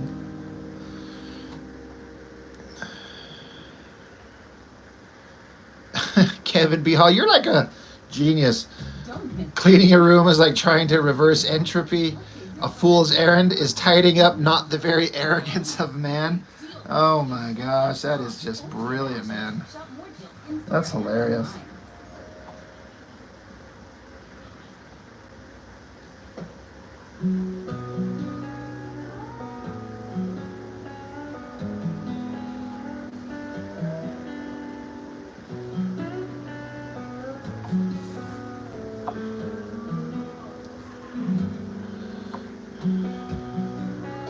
Yeah, you're right, Mark. That's the thing, and that's why I was trying to specify.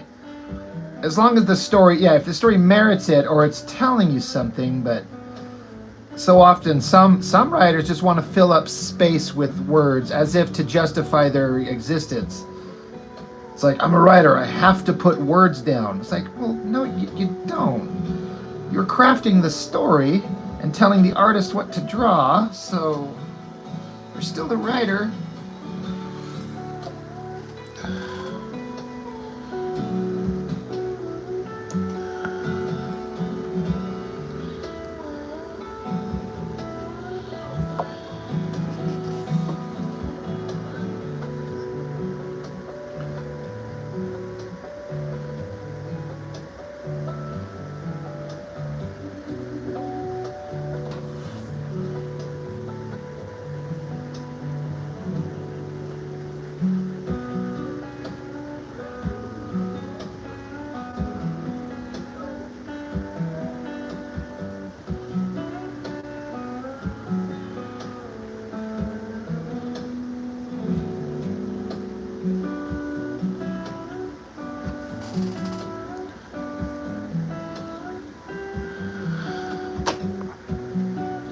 Yeah, Dan, that's exactly the worst offender in my opinion.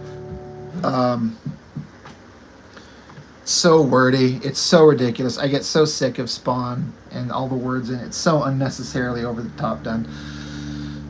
Grace, the cosplayer. Well, Grace, you're my new official favorite fan on YouTube. It's a very kind thing of you to say, and not that it has anything to do with me so much. You say I'm a favorite YouTuber because the lives are actually interesting, but I think we get good people in here, and fun conversation can come up. It's funny because me and Mark were commenting just a little bit ago that it was kind of quiet, right, Mark? That was you I was talking to, or you mentioned it that it was quiet. Like it was quiet for a bit. No one was talking, which is ironic because I'm gonna have to go here shortly. I maybe got another half hour ish because I gotta run my boys back to their mom. But yeah, I like it when people get on here and interesting conversations seem to crop up, especially when they're artists, creative types, and we can all kind of share those conversations. It's fun. So thanks, Grace. While my Pentel brush pen gently weeps. Brilliant.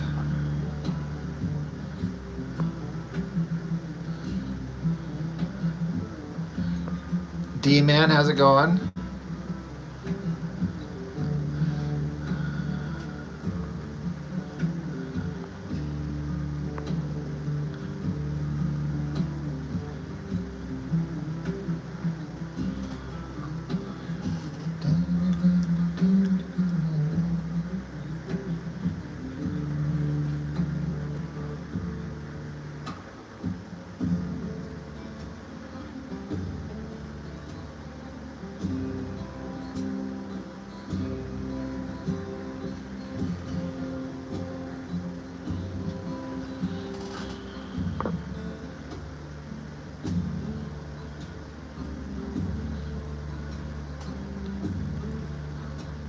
Oh yeah, Brick and Mark, right? Yeah, don't get me wrong. It'd be nice if I was big enough that I had like massive amounts of fan and I could be like living off doing this shit. But the good side is it's not just scrolling chats where you can't keep up and it just gets lost. I agree with that 100%. So yeah, people could sit here and have a conversation and talk about stuff, and y'all can chat with each other, and I can catch as much as I can while still trying to work.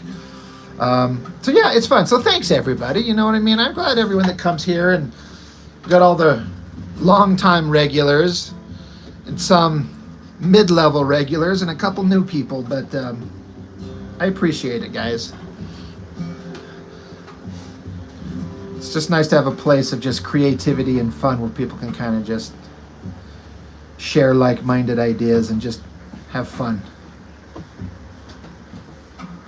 All while heaping praise upon my incredible skills because you're just so impressed by them. Just kidding about that last part, guys.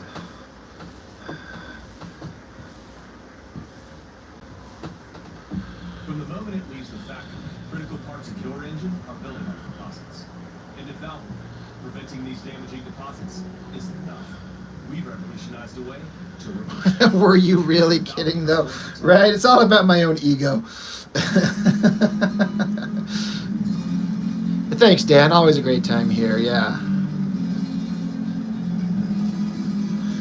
Kev, you say, even though that's just a deck grab, that's not easy. I remember trying for hours to get it right back in the day. Never did. It just came out like a chin choke. I'm having a hard time getting these hands around the throat. It's like I need reference from this.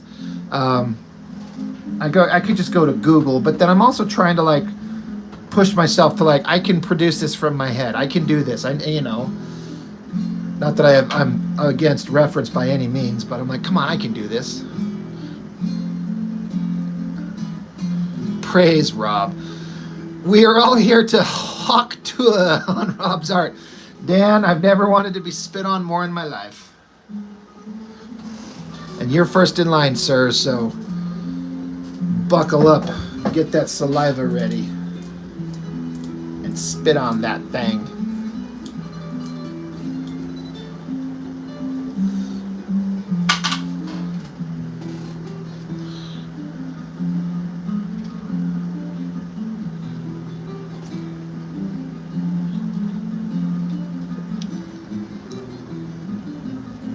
It's a test for me, Brick. Trying to test if I can do it.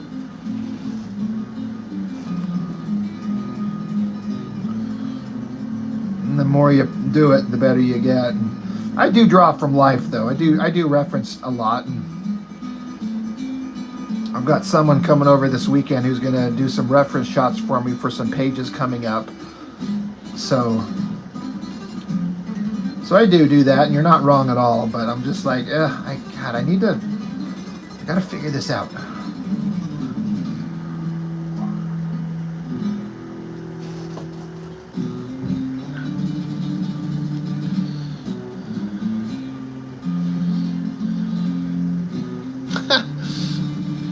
Domestic violence. It's for reference, I swear. The oiled up men, that's for me too, I swear.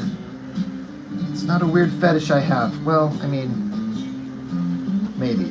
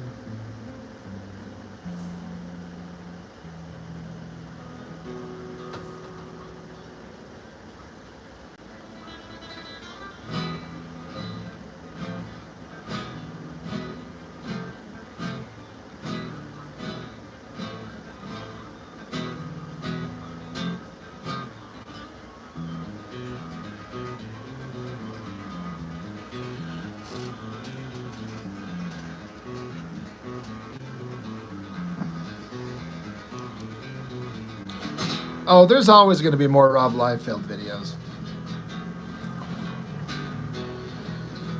Yeah, well, Grace, I mean, in the story here, she got half her body fried in a laser beam. So half her face, her right arm, her right leg, her body, and so part of her skirt on this side got shredded in the laser beam. So that's why it's all shredded up.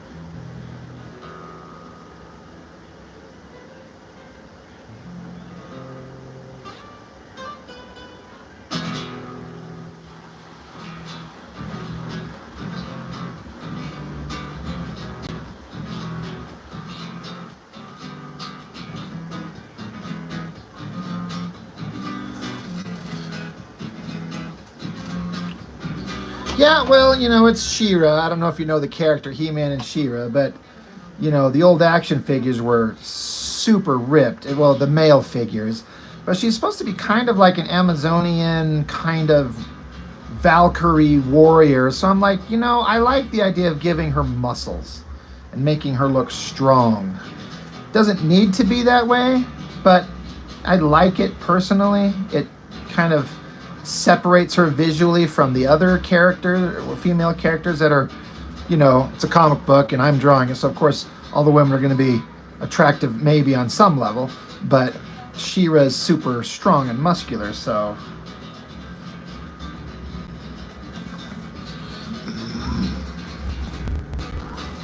Well, thank you. That's the idea that I'm going for.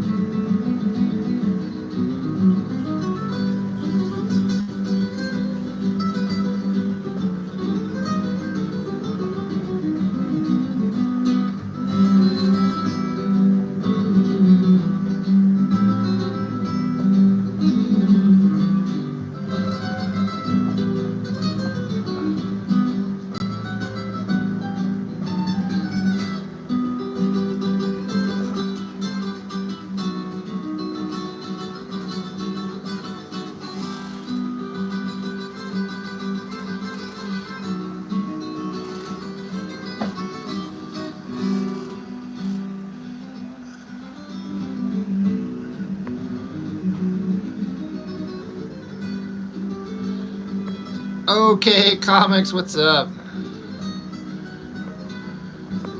Yeah, She-Hulk's good. 7 foot tall. She can bench press the shit out of me, please. Okay, comics knows this song.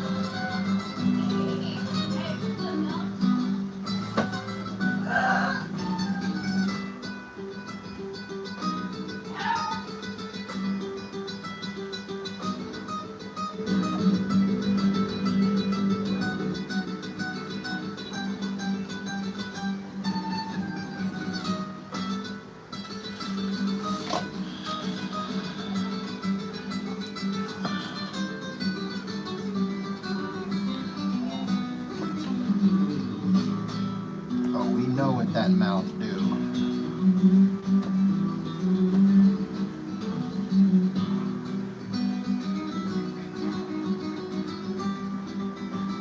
I guess I don't really need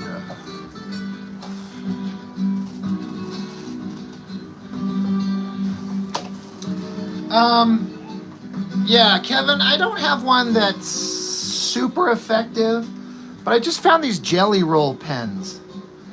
And you can get in there and do some fine line, like touch-ups, little cleanups of edges, do some lines over black artwork.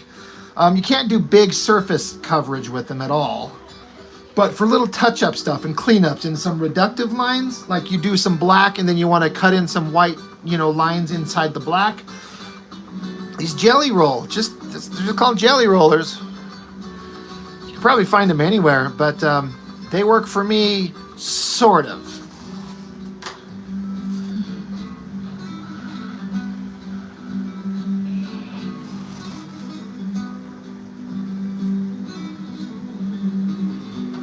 Yeah, that's actually all.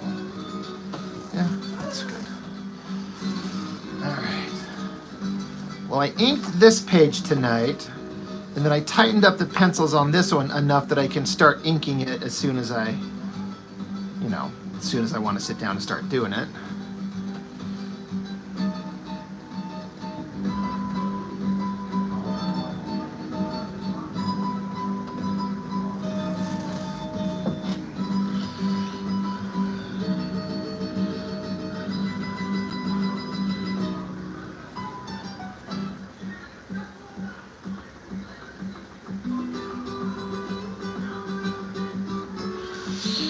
You are the jam in my jelly roll, D-man.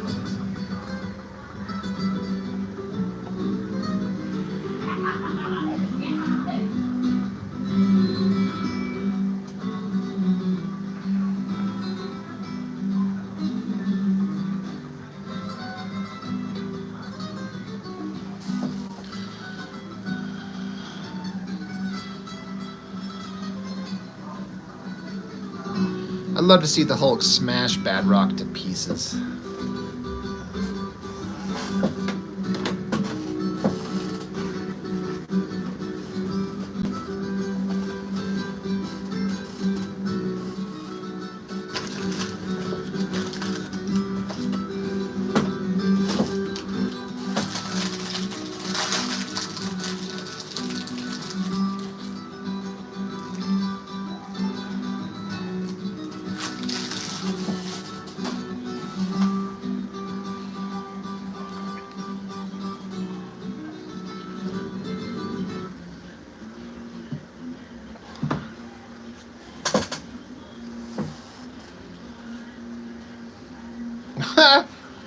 I think you'd be in the extreme minority to say that Badrock is a better character than Hulk. I respect your opinion on it, but you might get 3 people on the planet that agree with you. But I get it if you dig him, if that's your jam, I get it. But Badrock was published for a few years and he's done. Hulk's been around since the 60s, so he's 50-something years old? And he's still going? But we all like what we like. I like Howard the Duck movie, and I'm in the extreme minority on that one, but I love it, so what do I know? That immediately invalidates my opinions.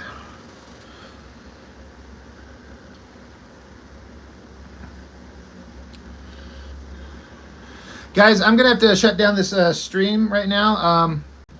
Honestly, I got to run to the little boys' room, and then I got to actually run my boys back to their mom, so...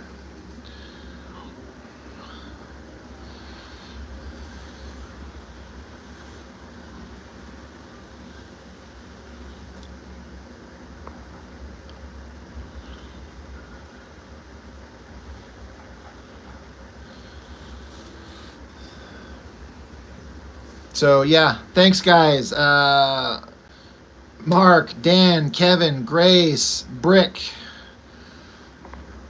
OK Comics. I'm trying to make sure I remember everybody. I'll be on tomorrow. Jessica can't make it tomorrow to the normal Thursday one. She's got school shit, so it might be a solo mission. It might not be. But I'll see you guys tomorrow.